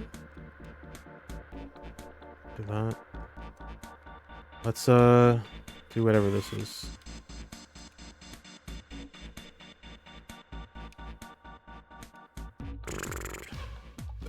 There are 6 holes here. Looks like the pins I just found would be a perfect fit for them. The ones you found in the 9 boxes, right? Well, why don't you try it? Alright, let's see what happens. I think 2, 4, and 6 should go here on the top part, and 3, 5, 7 on the bottom part. Well, some of them lit up. 3 and 6. 3 and 6. I wonder if there's some kind of rule that determines which lights go on. What? I put 2, 4, and 6 pins on the top. 3, 5, and 7 on the bottom. You think maybe it's the digital route? Digital roots. 2, 4, 6. Digital root of 3. Yeah. Therefore, light 3 turns on. 3, 5, 7. 6, and the 6 turns on. Makes sense, right? Let's see. The lights that match the digital root of the pins inserted on the top and lower parts will light up. So that's how it works. Well, there's one other thing I'd like to check. If he wants to try, he's certainly welcome to. So he put the 1, 2, and 3 on the top, and the 6, 7, 8 on the bottom. Oh. They turned off. 21 is 3. Light 3 turns off. 6. Light 6 turns off. Oh, I get it now. If the digital root for the pins you insert is the same as the number on the lights that are lit, those lights turn off. Yeah, looks like that's the trick. Alright, now we know how it works. You want to give it a try? Wait, you mean you know what we're supposed to do with these lights? Well, no, but I figured we could try and see if we can turn them all on. All of them? You know? I figure something's got to happen if we can manage that. Turn on the lights, huh? Alright, pick one of the 6 holes, then pick one of the pins in your hand and insert it into the hole. Keep it up until all 6 of the holes are filled. Once all the holes are filled, the lights with the numbers that correspond to the digital roots of the pins in the upper and lower parts will turn on. But if it corresponds to a light that's already on, that light will be turned off. The goal is to turn all of the lights on. That's it? Okay, math time. Alright, we need a digital root of 1. Digital root of 1.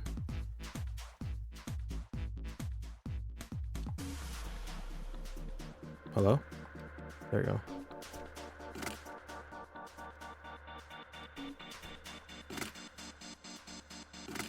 Okay. Digital, can I make a digital root of 2 with this? And I have to do... Oh, wait, I see the problem. I have to do all 6 every time, right?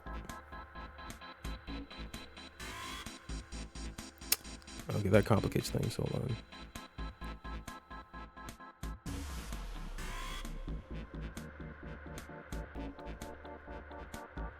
Let's do the easy ones. So this should be 1, 3. Yep.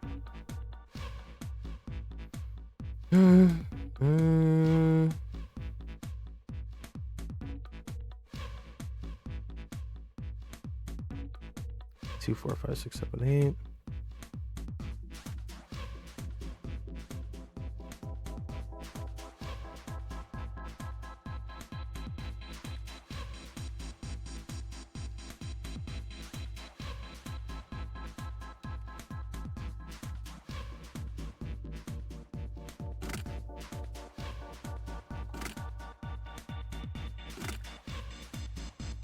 That should be 2.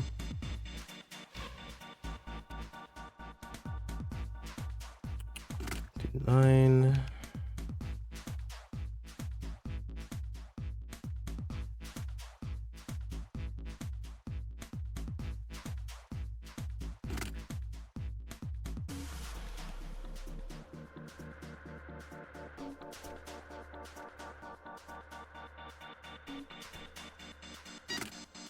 Fuck, I turned it off. We got 2, 3, 9.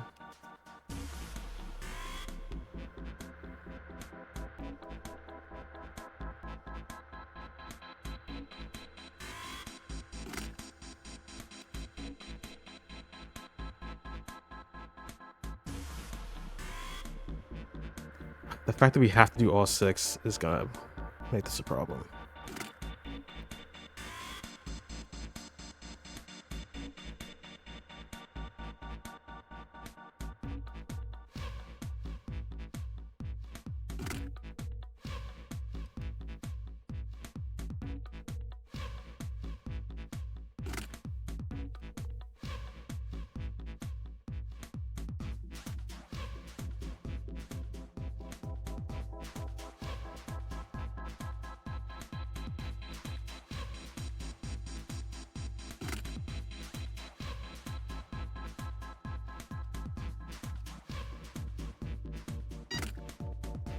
Okay.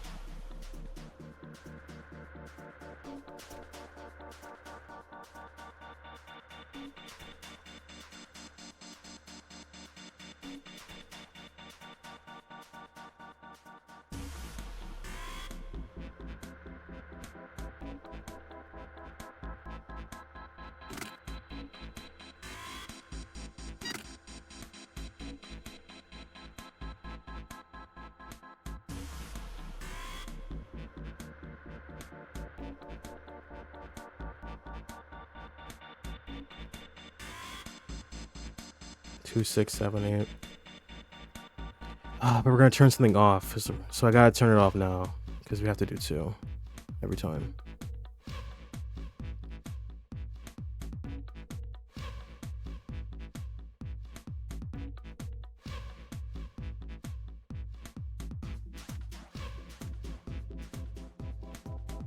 No, I can do this. I can do this. Yeah, we got 4 left. We can do this. Let's make 2 and 6. God damn it. Hold on. It's gonna tap out.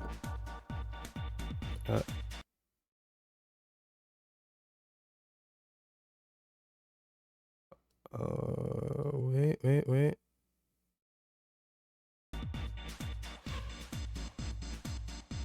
Is it there? Okay.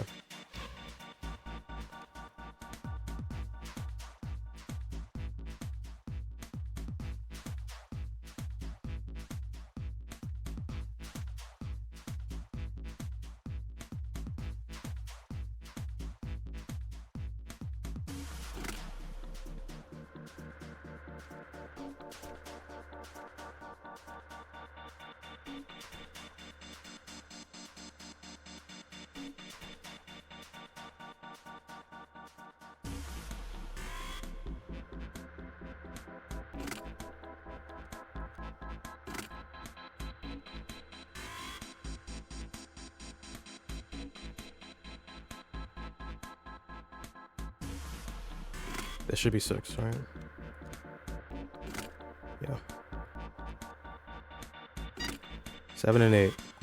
Can I get them both? I should be able to. Start at the low numbers.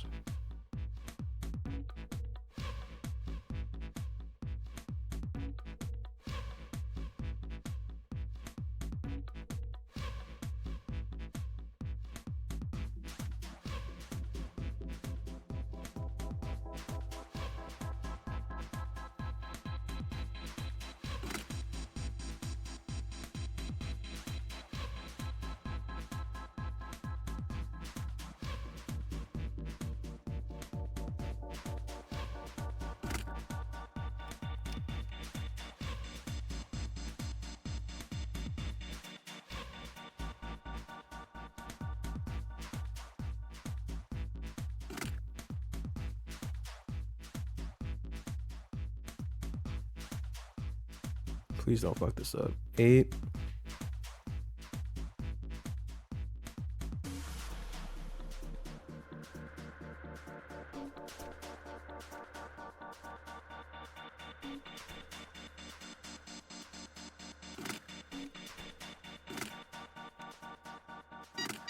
Yeah, there we go.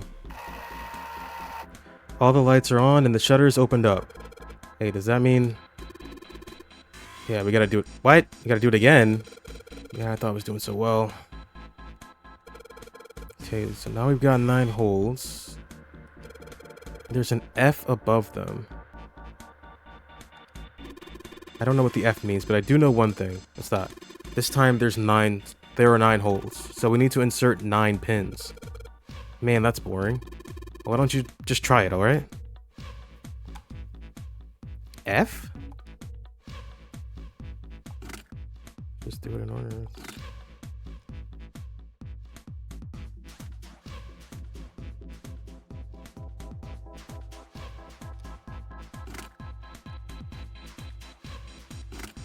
I don't know what the fuck F is. Should I know at this point?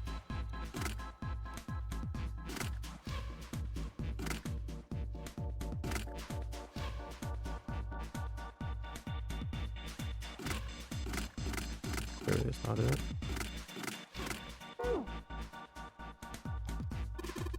Maybe this F means... What? 15. Oh, base... Shut up. Base 10? We're doing this again? 15 and base 10 is F and hex, right? Alright, yeah, that's gotta be it. Alright, let's give this one more shot.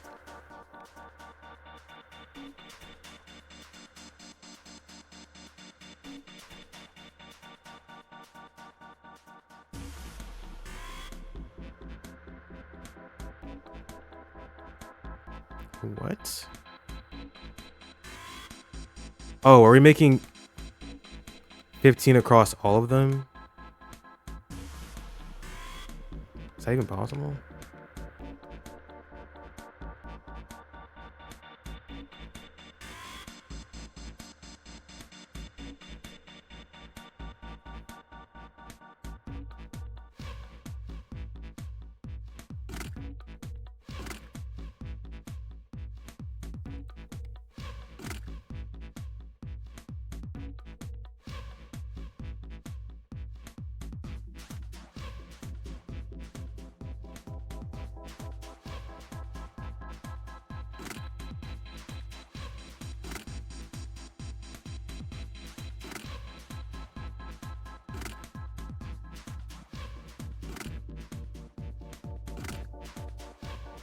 No.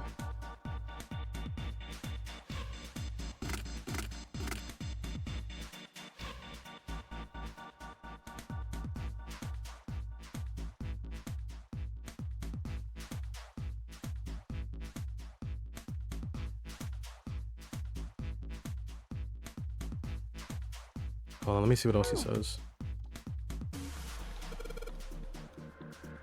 Nothing.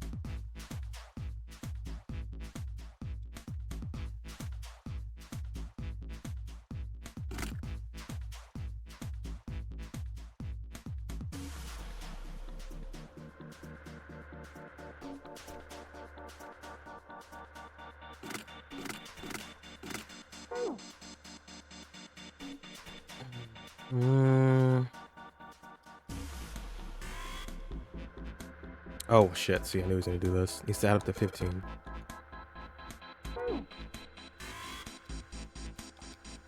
Every line of 3.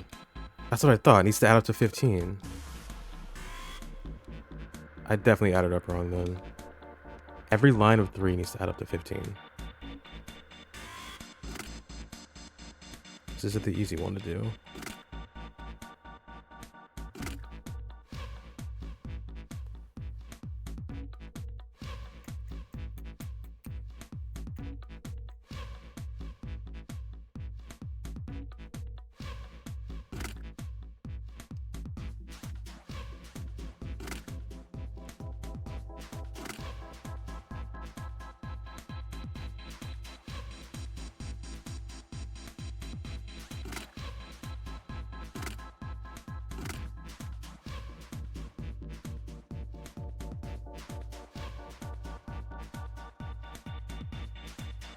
all of them?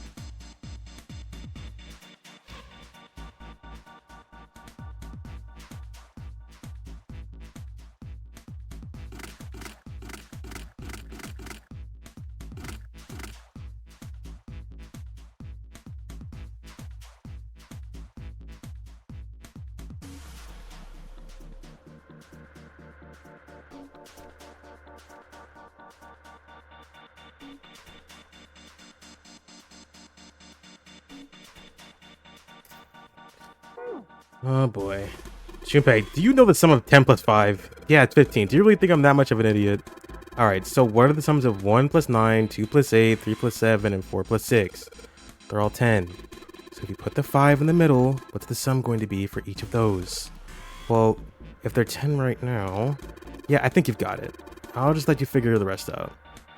Thank you. Let's give it one more shot.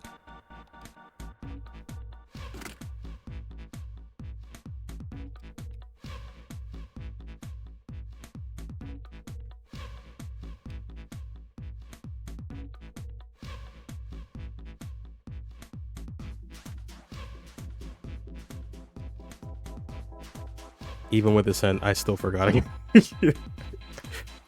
Hold on, Santa, can you hold me again? Man, this is tough. Yeah, just put the 5 in the middle.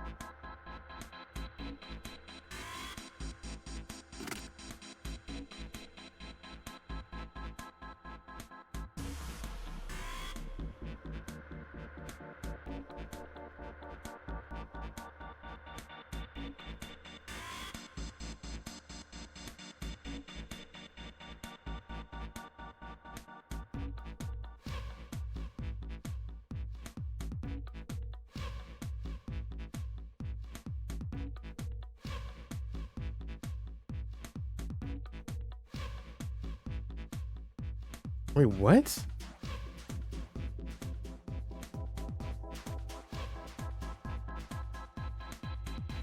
How I put in that? I'm so... Wait, hold on.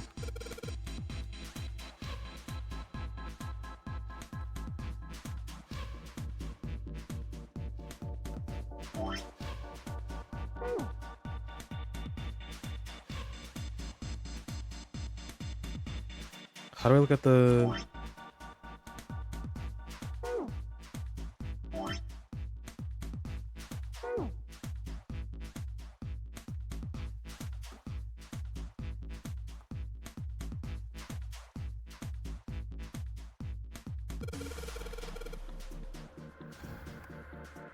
I'm in the middle, okay.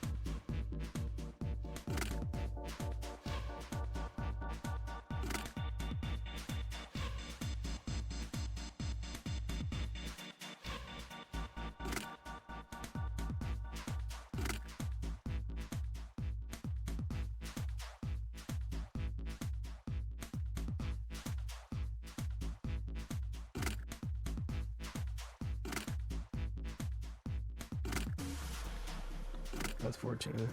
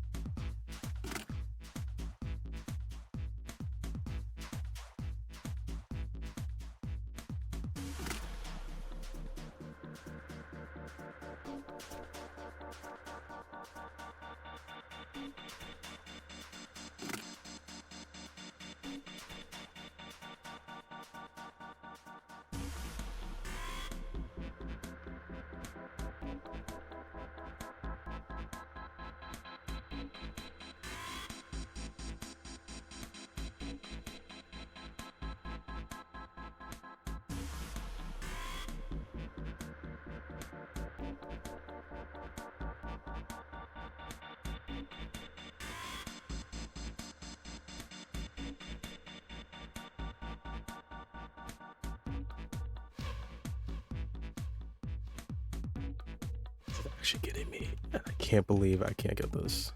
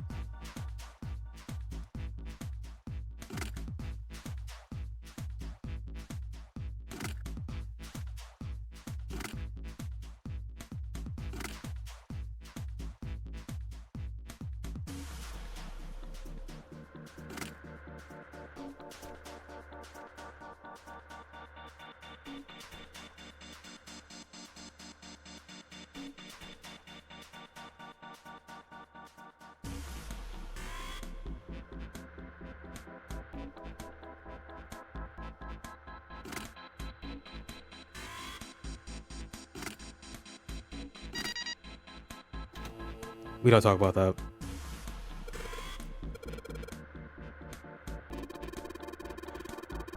There's electricity going to the monitor on top now.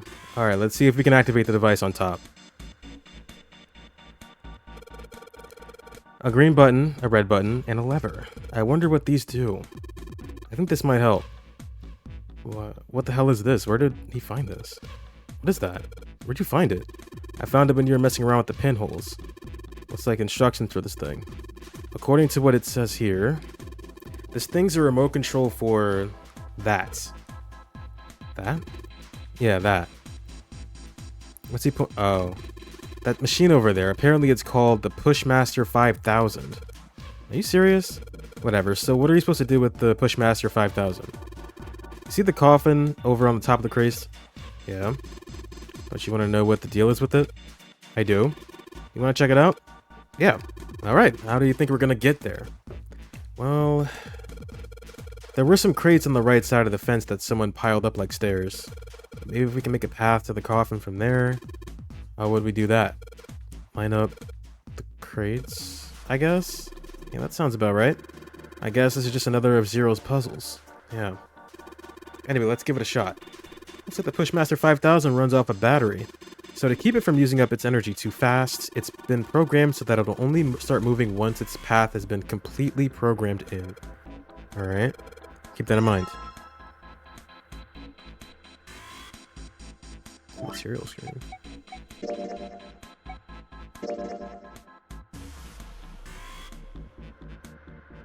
See the found in the cargo room. In order to prolong battery life, it is advised that you first stimulate or simulate your actions before carrying them out. Cannot lift heavy objects. You can move in 4 directions. You cannot move diagonally. And if it exceeds the battery life, it will be reset. The monitor shows a top-down view of the area where we can move the machine. Once I want to send my orders to the Pushmaster 5000, I should just pull the lever. Accept button. Let's give it a try. Sure thing. Just keep in mind that there's a limit on the battery, alright? The battery dies after 50 moves. At least that's what it says in the manual. 50 moves, huh? Also, keep in mind that the Pushmaster 5000 can't move the heavy metal crates, okay? Got it. When a square adjacent to the Pushmaster 5000 is clicked, the Pushmaster 5000 will move to that square. If there's a crate in the way, the Pushmaster will push... move the crates appropriately and efficiently and fill the yellow areas.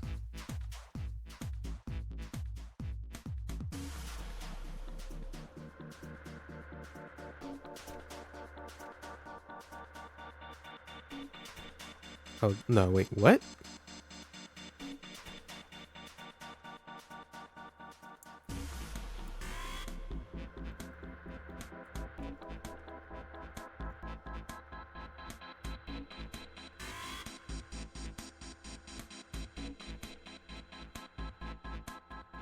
And these are the heavier ones, right?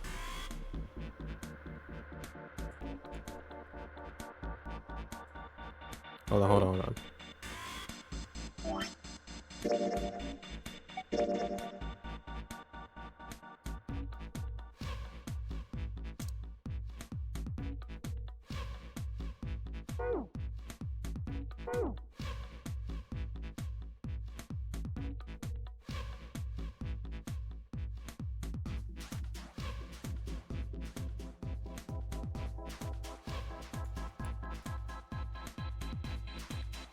Wait, why do I have 51 moves now?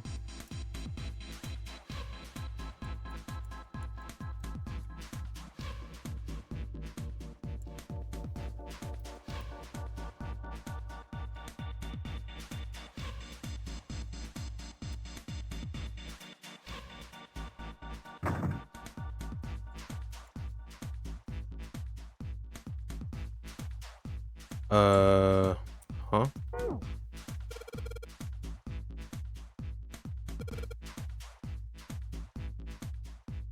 It can only push one box at a time because it just doesn't have enough power for more. Hey, did you notice that the number of moves you can make just went up? Really? Maybe it says something about this in the manual. The beginning version will take some time before the Bushmaster 5000 is fully charged. In other words, it doesn't start out with a fully charged battery. You got 51 moves last time, so you should get 52 this time.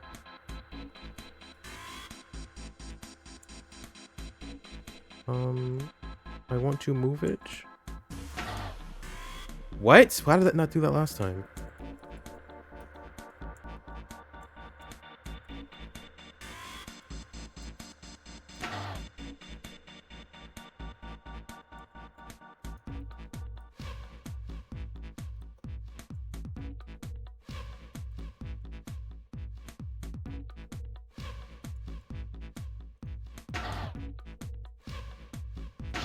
Oh, I see.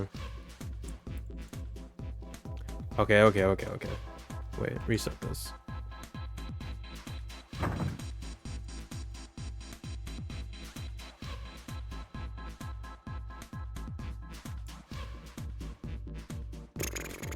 And you can't push this one, right?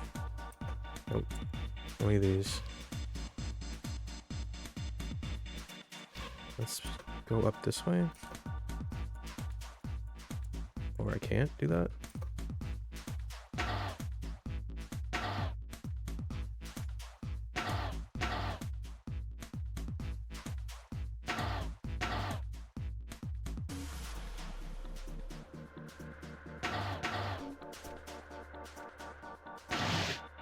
Okay.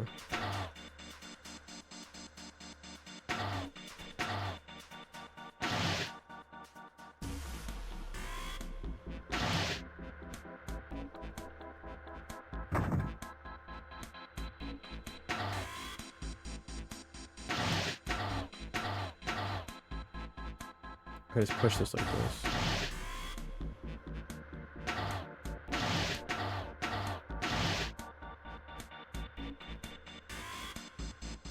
That one's stuck though.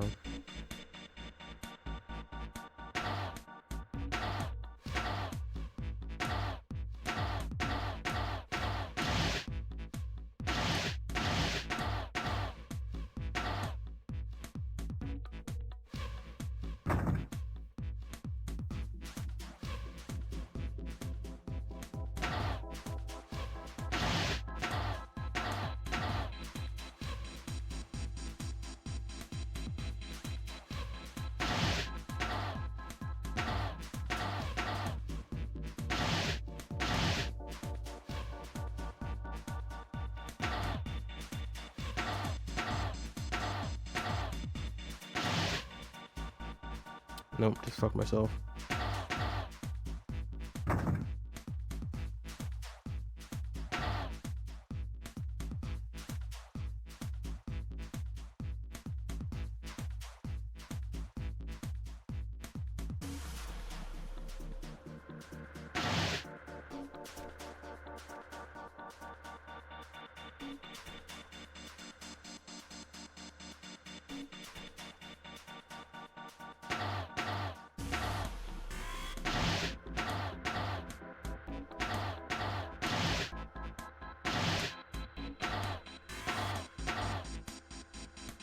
It's also the same thing I just did.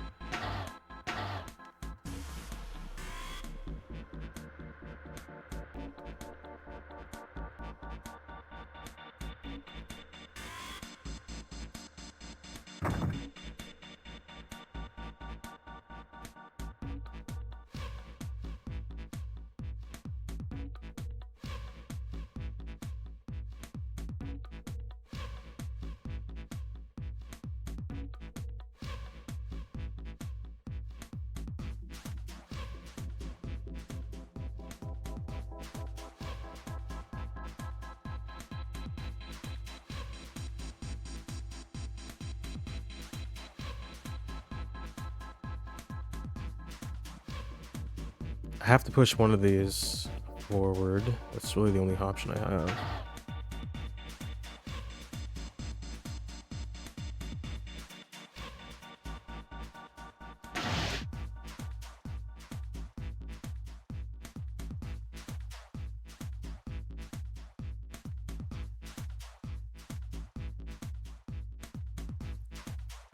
Can it?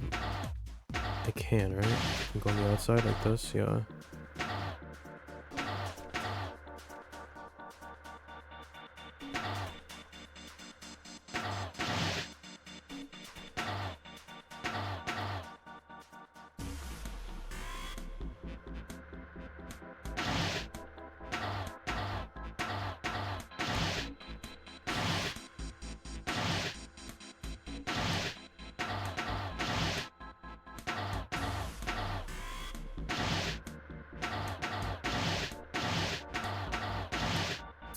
No, it's not gonna work.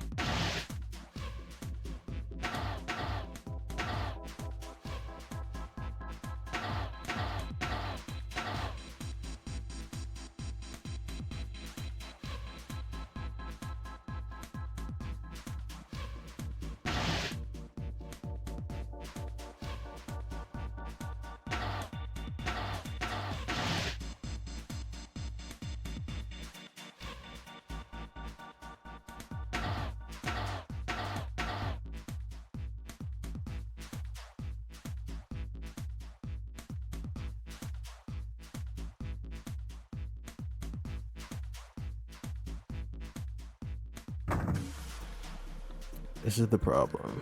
This middle one.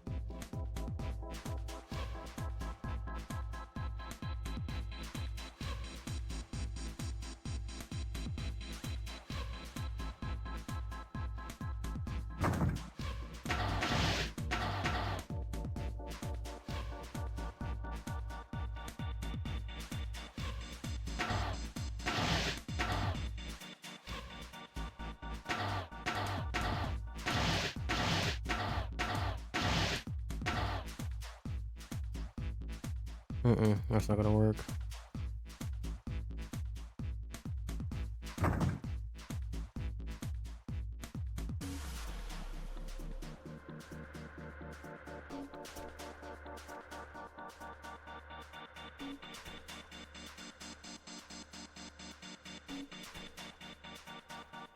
I don't even need 52 moves. I could probably do it in 50.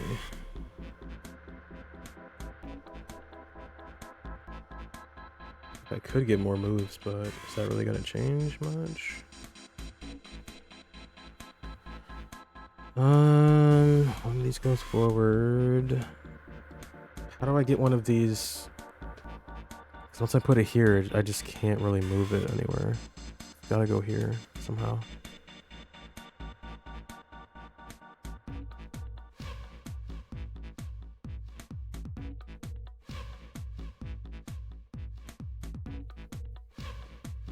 Hmm.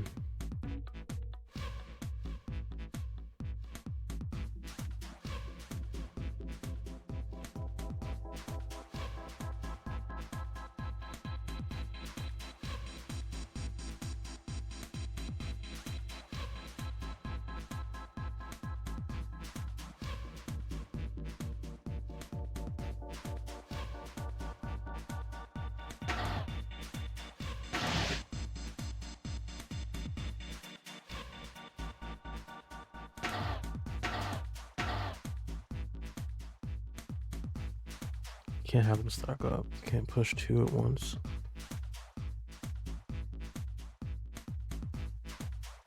This one has to move. Well, I guess I can go around. No.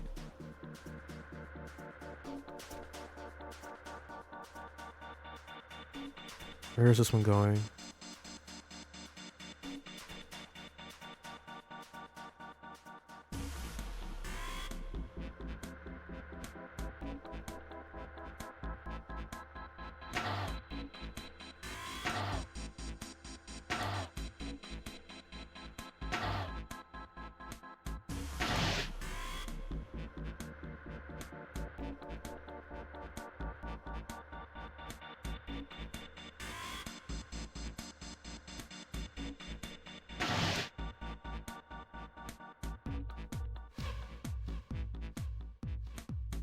Well, that doesn't solve anything.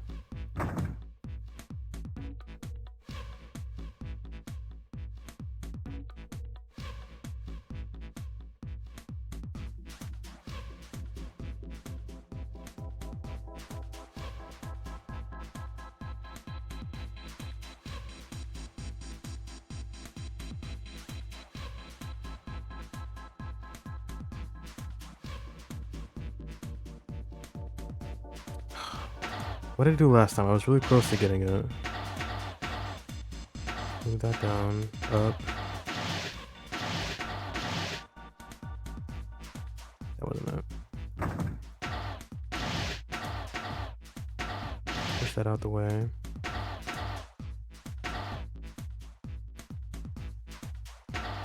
Those are doubled up now.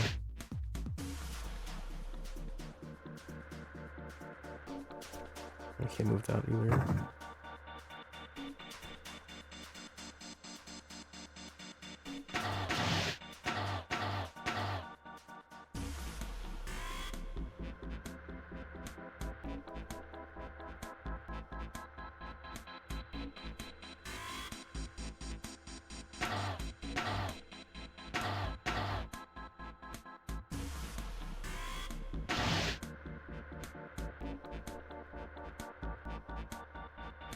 Nope.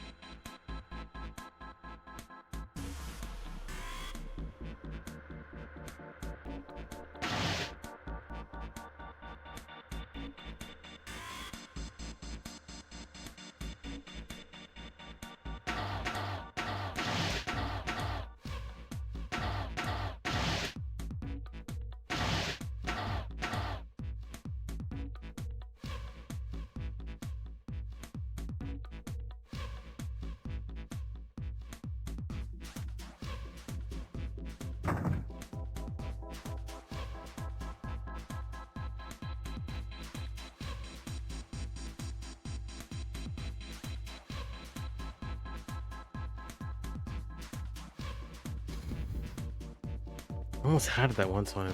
How would I do?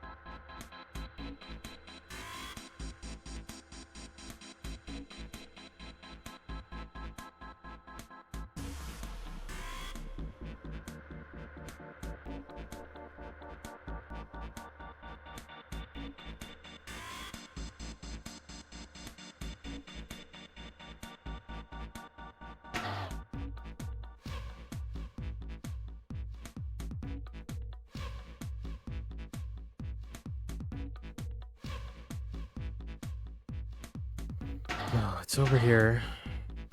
Push that there.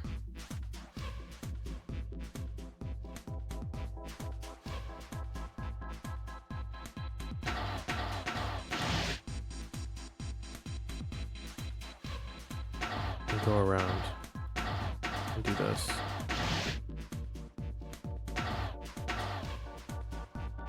This is the difficult part.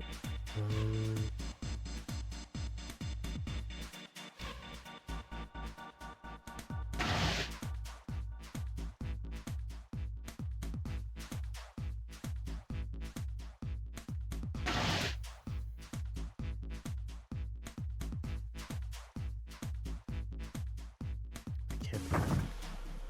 Hold on, we're on something here. So going around, gotta be the play.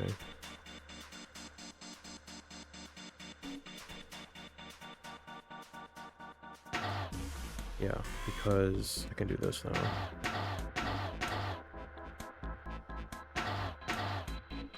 Push that back up.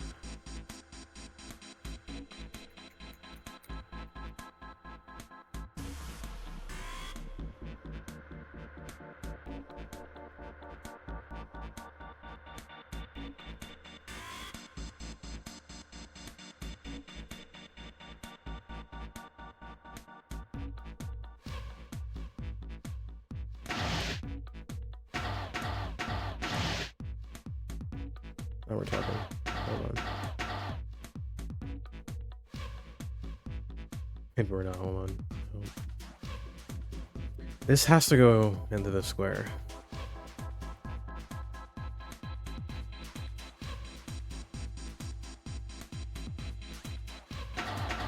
Definitely a waste of moves here, but I think that's it. All the way around.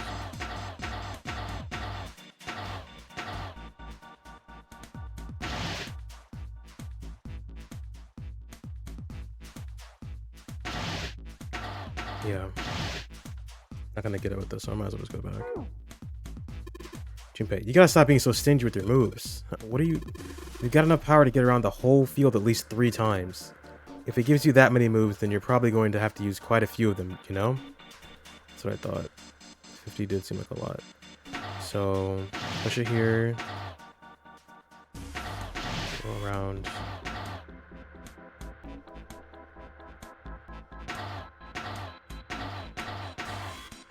Boom. This is going in this slot.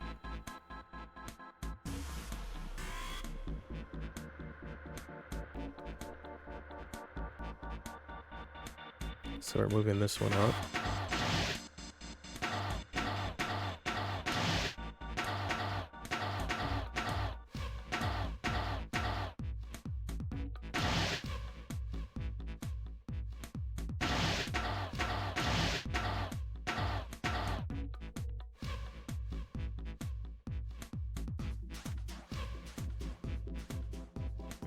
Shouldn't have done that. It's too late. Can we even make it with this many? No, there's no way.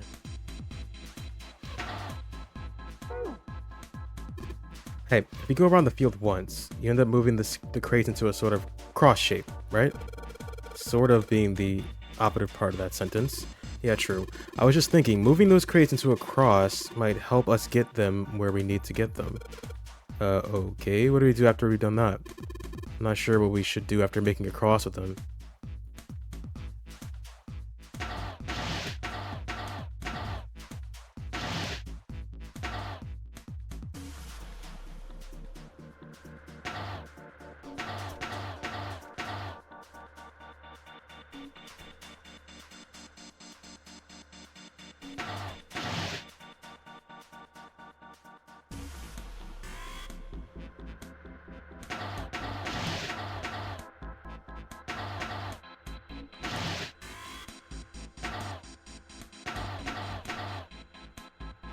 No, don't do that.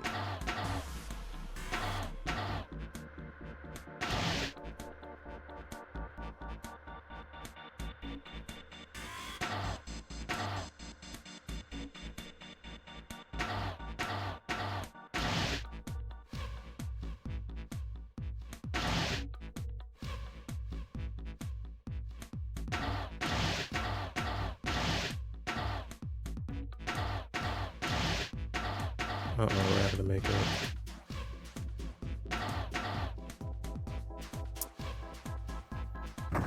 We can do this.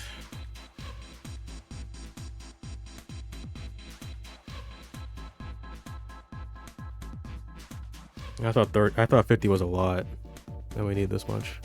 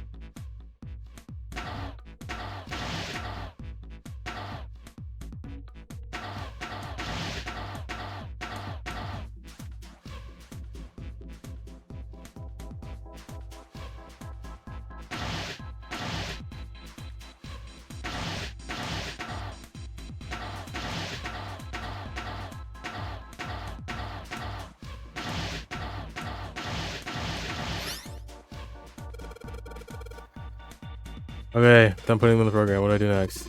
Just be quiet and watch. See, it's moving already.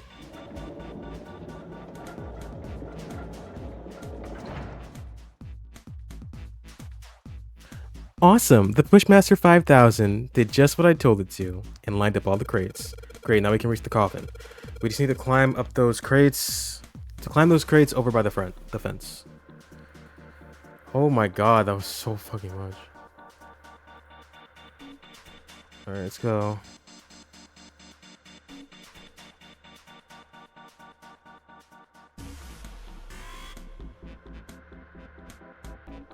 Mummy!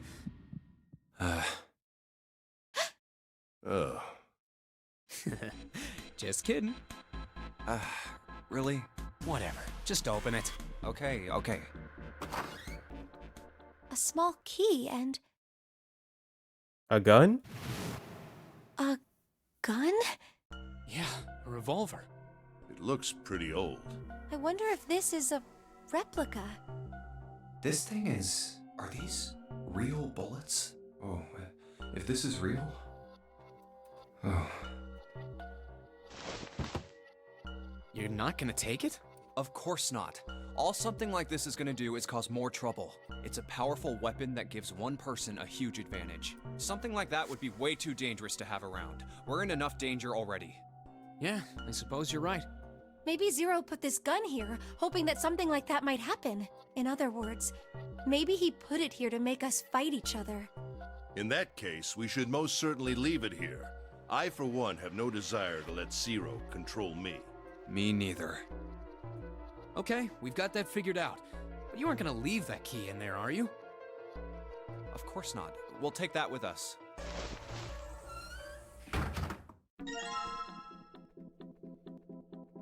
Sticky. Anything else? No? Where's this going?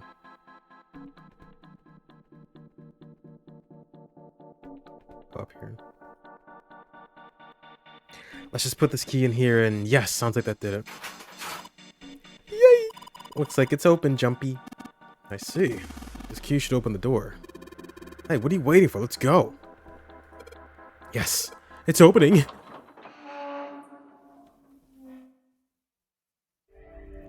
Oh my god, that was the hardest one.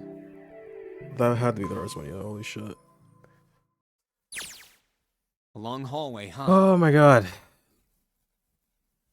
Yeah. Let's check it out. Wait, no, stop. What is this? The hallway that left the cargo room headed straight toward the stern. Junpei and the other three proceeded down it silently. Some distance along it, a large room opened up on the left-hand side. It looked familiar. An iron grate covered each of the elevators. Junpei and his companions drew to a stop and began to discuss what their next move should be. We've seen this elevator before. We got off the one on the left just a little while ago. Then we went through the number 6 door, and that took us to the engine room. Yes, and after that we passed through the cargo room. And now we're back here. In other words, we made a loop. We're back where we started. Junpei approached the elevator. We needed a card to get to this point. I don't see a card reader here. Perhaps we aren't able to activate it from this location. Why don't you just try pushing the button? Yeah. Gently, he pushed the triangular button on the wall. A moment passed.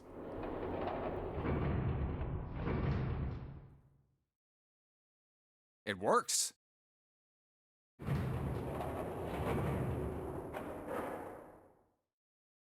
The elevator door opened and then eventually shut again. I think so. Pushing the button had apparently restored power to the elevator. Good. Now we can go back if we need to. What do we do? Should we return to C deck? No, this hallway keeps going. Even if we do end up going back, I think we should see what's down there first. I agree. Let's go. Their decision made, Junpei and his companions left the elevators behind and continued down the hallway. Some time later, Looks like it ends here. Santa, who had been walking several paces in front of me, or in front of the rest, suddenly stopped. Only one door. They searched around just in case. There isn't anything else. It's the only way to go. It was the door or nothing. All right, let's open it.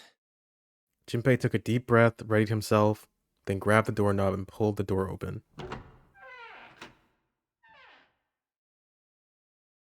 He paused for a moment, then stepped through into the room, and there he saw the number that had hung over their heads since they'd woken up. Oh! The fuck is this room? 9. The 9 door. Like the numbers on every other door, this one too was a rough shape made of red paint. Its door was set into the back wall of the room. Junpei leapt toward it with a sudden burst of hopeful energy. It was a large double door, heavy and full of solemn importance. He grabbed the door handle and shook. Of course it wouldn't be that easy. The red sat on the wall next to the door. Displayed on it, Vacant. Huh. We finally found it. Junpei felt himself overwhelmed by a torrent of emotion. At last, they found the exit, but cold gripped his heart, and he knew all too well why. As he stood frozen, unsure of what to think or feel, Jumpy! Huh? Look! Behind you! he spun around and couldn't believe what he saw. What? A 9 door. There's another one. Why? Junpei's voice was barely audible even to himself. He stumbled toward the second door as if somehow compelled. It was a small single door. It sat in the starboard corner of the room, on the same wall as the door they'd entered from, but in the opposite corner. It's 9, no matter how you look at it. The red is there too. So this is a real one? Junpei shook the door handle pointlessly and muttered to himself. Why the hell are there 2 doors? It was Santa who answered. There were always 2 doors. I mean, if you think about it, Zero never actually said there was only one door with a 9 on it. It is hidden, but an exit can be found. Seek a way out. Seek a door that carries a 9. Of course, we just assumed that there was only one. After all, why would there be more than one? Oh, man. fell for it. There are 2 doors. That means that all 9 people who had met at the central staircase could escape. No one would be left behind. Now it makes sense why the bracelets are numbers. 1 through 9. Divided into teams of 4 and 5 people. The digital root of both teams ends up being 9. Take 1278 and 34569 for example. The digital root for both teams would be 9. Or 2349 and 15678. The digital root is still 9. There are a bunch of combinations that work and they all end up the same way. If one team has the digital root of 9, so would the other one. What does that mean? The answer's simple. From the very beginning, the Nonary game was designed to save all 9 people. That's how it was meant to be. Zero didn't lie.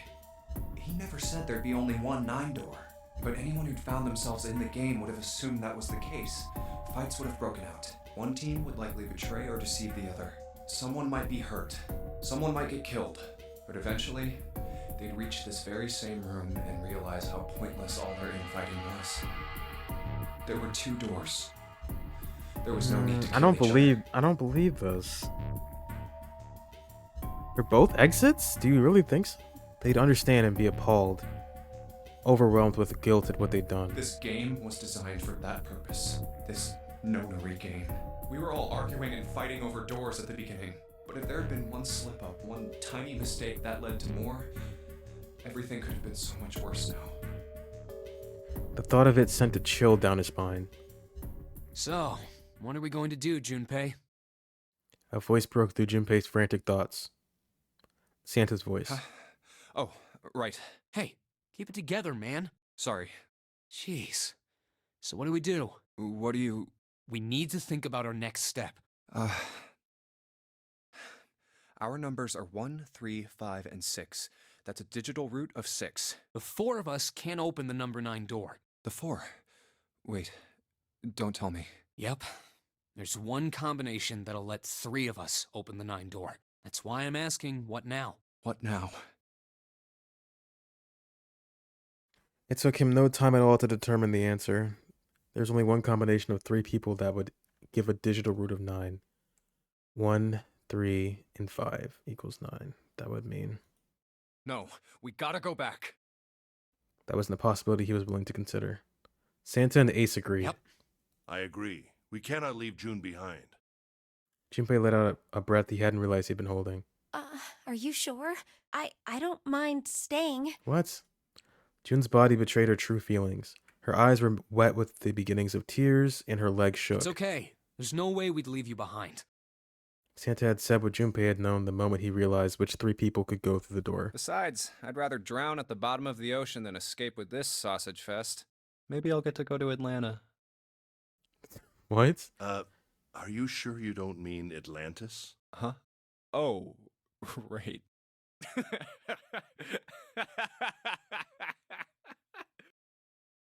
Perhaps it was the sudden reassurance that no one wanted to leave June behind, but Junpei laughed harder than he had in some time. Santa and Ace smiled. You guys.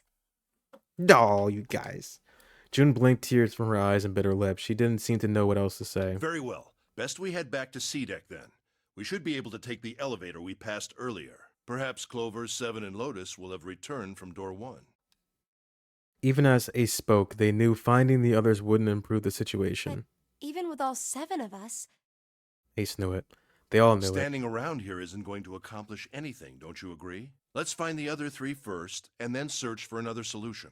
I guess you're right. All right, let's go. it. Ace looked at all 3 of them, then turned and headed through the door. Yeah. Okay. Santa and June followed. Huh.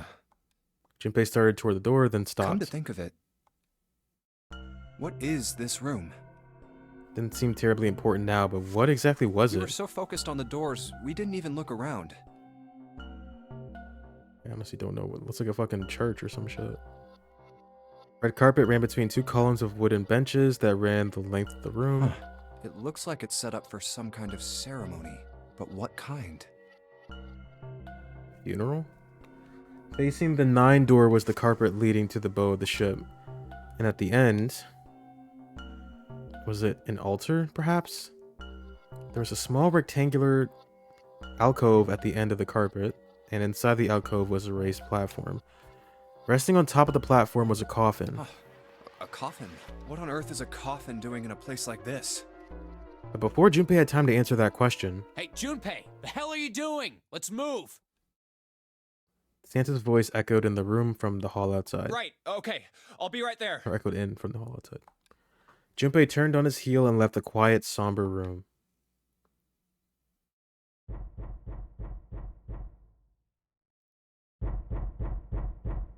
What the fuck?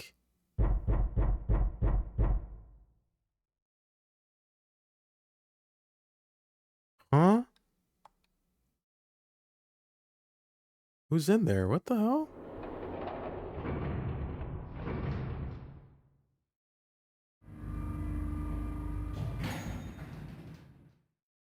They took the elevator up to C deck. Once there, they headed back toward the main hall and the central staircase. It didn't take them long. Look, it's... Seven and Lotus. They didn't look happy. We've got a problem. Clover is gone. Oh my god. What? Junpei and his three companions looked at one another. He turned back to Seven and Lotus. What do you mean, gone? Santa, Ace, and June had their own questions to ask. When? Why? You two went into door 1 with Clover, didn't you? Seven and Lotus responded as best they could. Yeah, we went through the door together. But Clover barely spoke to us. She just did her own thing the whole time. There were 4 rooms on the other side of door 1. She wouldn't let us into the 4th room. She just said, I'll take care of this one. And shut the door. She must have blocked it with something on the other side. We waited for a while, but Clover didn't come out. We called for her, but she didn't answer. So I kicked down the door and we went into the room. But It was empty. Clover wasn't there. There was a door on the other wall. And it was open. We figure she opened the door and left by herself. We ran after her, of course, but Well, obviously we didn't find her. You figured that much out. Clover's gone. Junpei thought for a moment. When did this happen? We got here just before you. You certainly have excellent timing. So you haven't searched anywhere other than near the staircase? No, we haven't. Finally, Ace spoke. His voice had an edge of resolve and concern. Very well then. We'd best separate and look for Clover. We haven't much time left. Yeah. Oh, sorry. Let's begin. There were quick nods all around, and the 6 remaining players spread out. Junpei and June ran into the central hospital room and looked around. She's not here. No, she isn't. They searched a little longer, but with no luck. They couldn't find Clover. There's no sign of her. Let's go. Finally, they gave up and left the central hospital room. Slowly, they made their way back to the hallway. At last, they reached the stairs, and Junpei spoke. All right. I'm thinking we should probably split up. I'll head back to the stairs and take the elevator down to E deck. June, you can take the stairs up to B deck. All right, that sounds good. But, What? could you stop calling me by that code name when we're alone? Huh? Sure, right. I'll do that. Okay, baby. There was a reason Junpei persisted in calling her June even when they were alone, although perhaps not the best reason. He was embarrassed to call her by the nickname he'd used when they were children. Connie? Where's this coming from? 9 years ago, of course. 9 years ago. It came naturally after all. They were children. But now that they were adults, it felt strange. Regardless of what he might hope for, to call a woman he wasn't dating by such a childish nickname felt odd to him. Of course, to call her Miss Kurashiki would be even more awkward, and simply Kurashiki would seem a little brusque. And although he couldn't put his finger on why, it felt somewhat forward to call her Akane when they hadn't seen one another for so long. In short, it was simply easier for him to call her June and leave it at that. Jumpy. No, it's nothing. All right, I'm going then. Yeah, be careful, Kane. Junie, or perhaps more appropriately Kane, that's something I want to say? Kane, blushed and smiled. You be careful too, Jumpy. Yeah, got it. Take care. Junpei looked after her for a moment as she ran up the stairs, then turned around and took off for the hallway.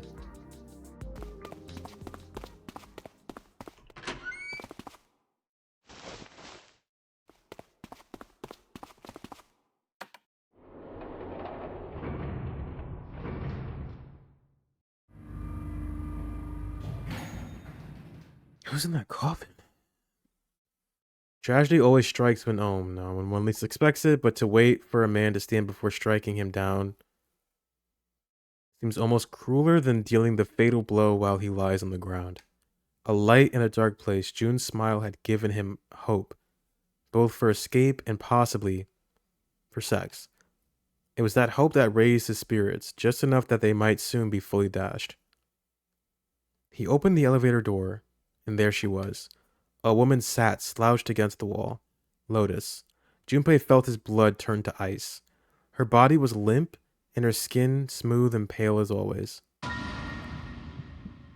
was covered in a bright red blood.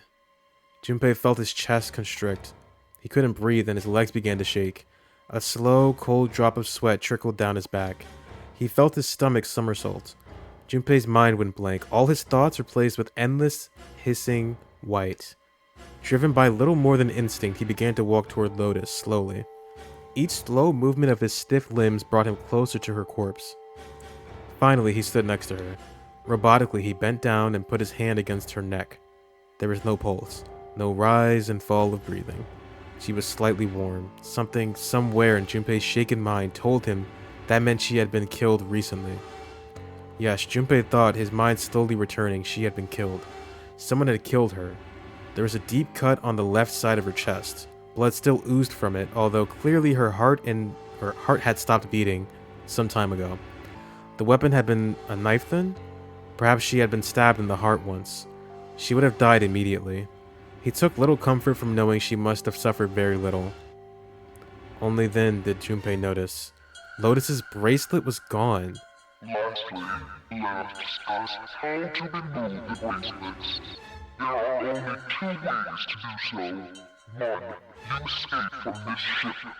Two, your heart rate reaches 0.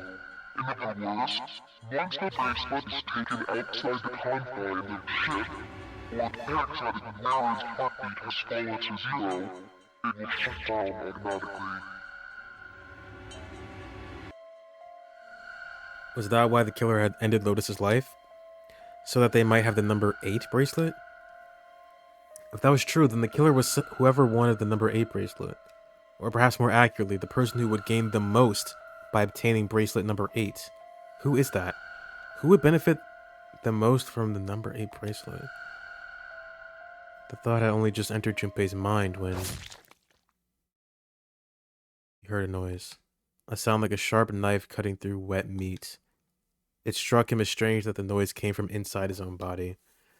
A moment later, the pain hit him. It wasn't merely pain, there was heat, extreme heat as well. It felt as though molten iron had been splashed against the side of his body. Finally, his brain made the connection. He had been stabbed. But where? His body was quickly going numb. He couldn't tell where the knife had met his flesh. Given the circumstances, however, he had most likely been stabbed in the back. Whoever had killed Lotus had now done the same to Junpei as well. His voice was little more than a weak groan. With what little strength he had left, Junpei turned his body, trying to catch a glimpse of his attacker. I didn't, yep. But as he did, the knife dug itself in deeper, twisting viciously.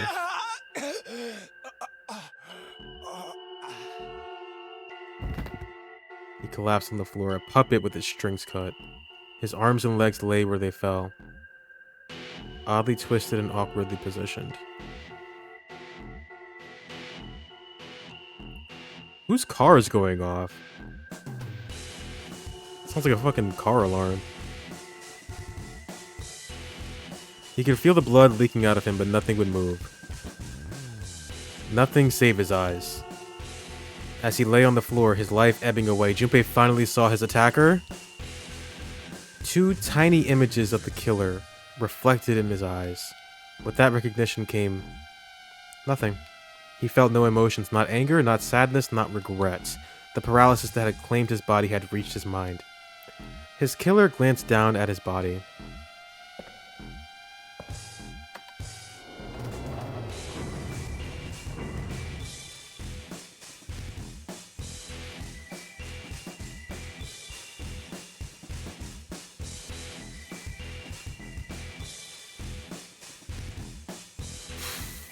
Then without a word, climbed to the elevator and was gone. Who was it? I don't know. Who would gain the most from having the 8 bracelet? His eyesight began to fade, the world grew blurry and began to dissolve into an empty white fog. The fog crept into the edges of his mind and worked inexorably inward. Soon it was swallowed up.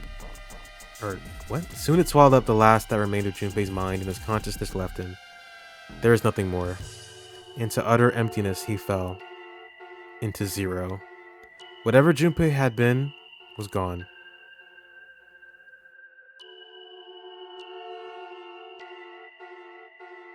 So I missed. They just call it bad end. Great.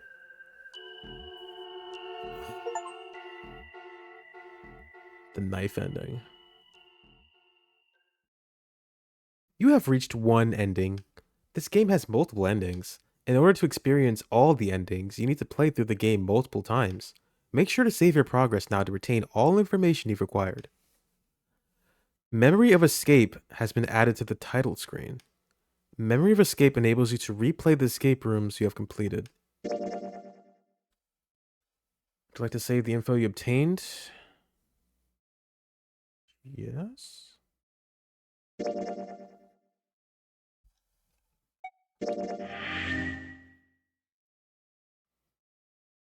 5 endings.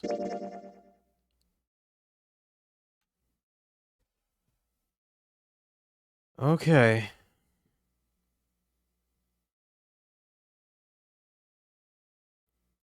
Knife ending. Nice. I see how much better this flowchart is when it's like I can actually move it and see what's going on and all the branching routes. Do I want to keep going?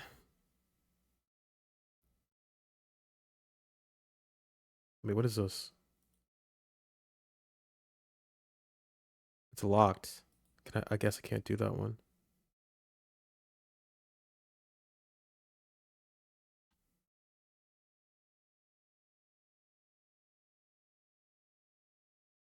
Okay.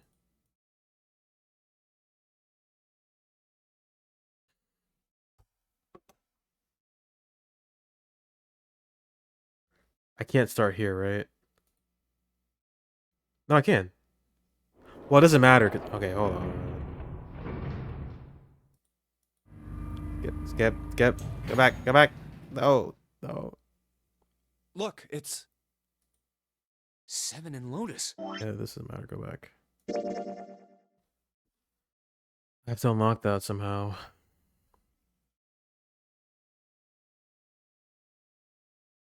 So does that mean I can't go this way?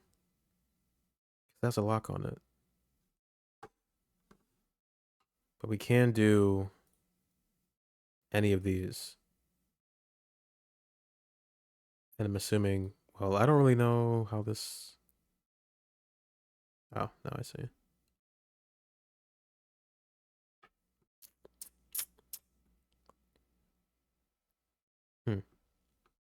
So there are 5 endings.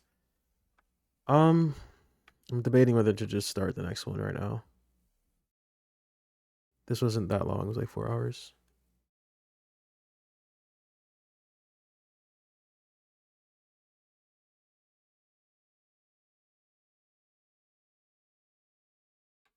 I feel like I can't really talk about the game in its entirety because that wasn't really an ending, I guess. I guess it's a hint as for who Zero is or whoever is sabotaging us. The person who would benefit the most from having 8. If it's to escape, it would be Ace, right? Am I wrong for thinking that?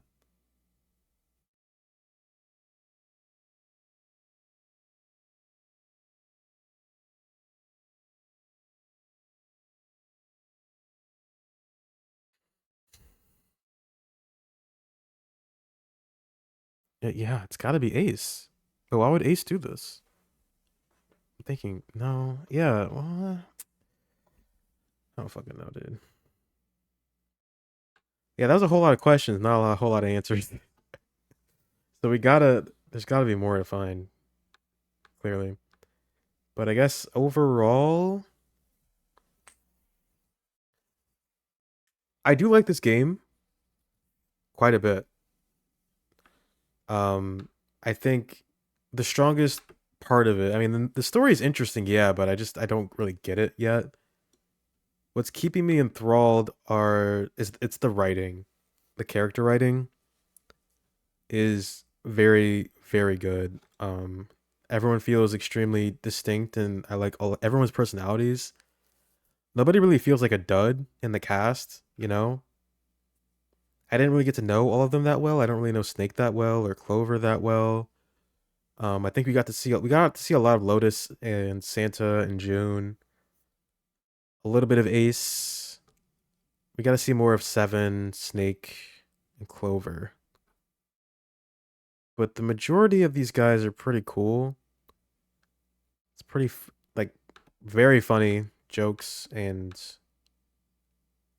I don't know. Everyone's chemistry is really nice. I just like seeing these characters on screen. Um, yeah, I think the escape rooms, for the most part, they're pretty straightforward. The last one really fucking got me though. He's really got me. But they just tell you the answer after a while, even if you fuck it up. So it's kind of hard to get that hard stuck.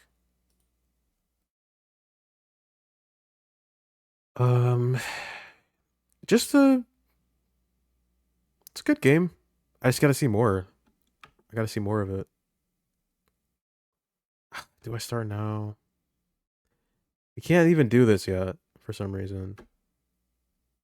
So what I'm thinking is happening, it's definitely the morphogenetic field thing, right? Like that's, and we saw somebody was in a coffin at the end. I don't know who the hell that was. There's also a keypad on the coffin, so there's a code we have to put in of some kind. I don't know what kind of code it would be.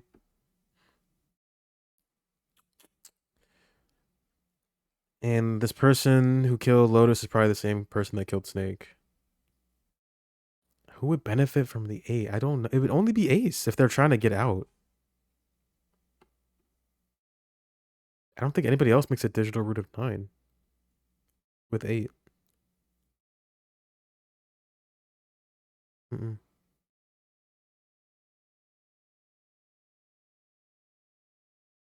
Nope. It's got to be Ace. If that's what they're implying. Um,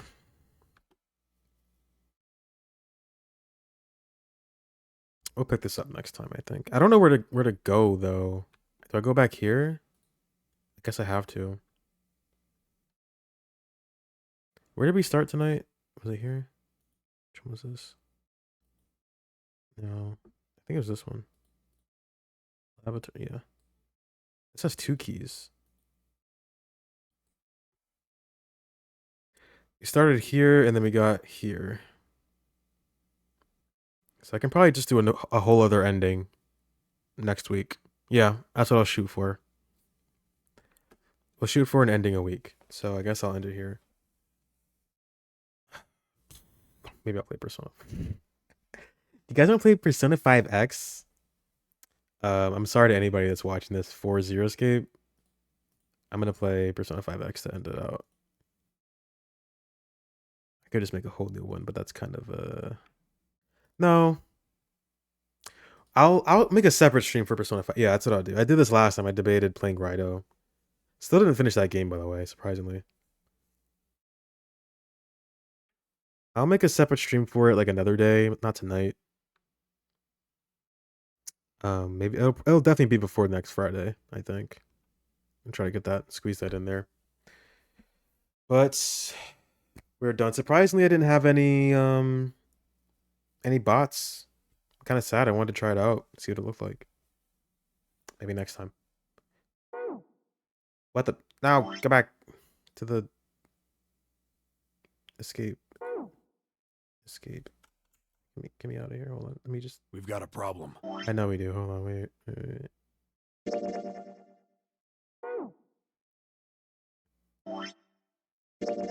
Oh, do not save there.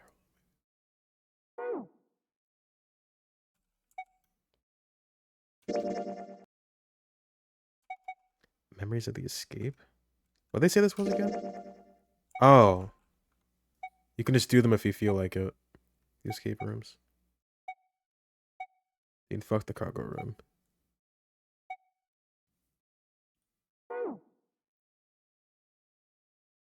Yeah, we'll do this. We'll pick this up next week. Looking forward to seeing who is the killer, because I have no idea who it is. I'm assuming Ace. But why would he do that, right? Also assuming the morphogenetic fields, and the Ice 9, and the whatever else. 2 Titanics. It's gonna be a factor. But thank you, Jay, for stopping by, even though you were streaming. I know you were. And Meat Miner, as always. As always. And anybody else who might have stopped by. And anybody who might see this in the future. Until next week. Peace out.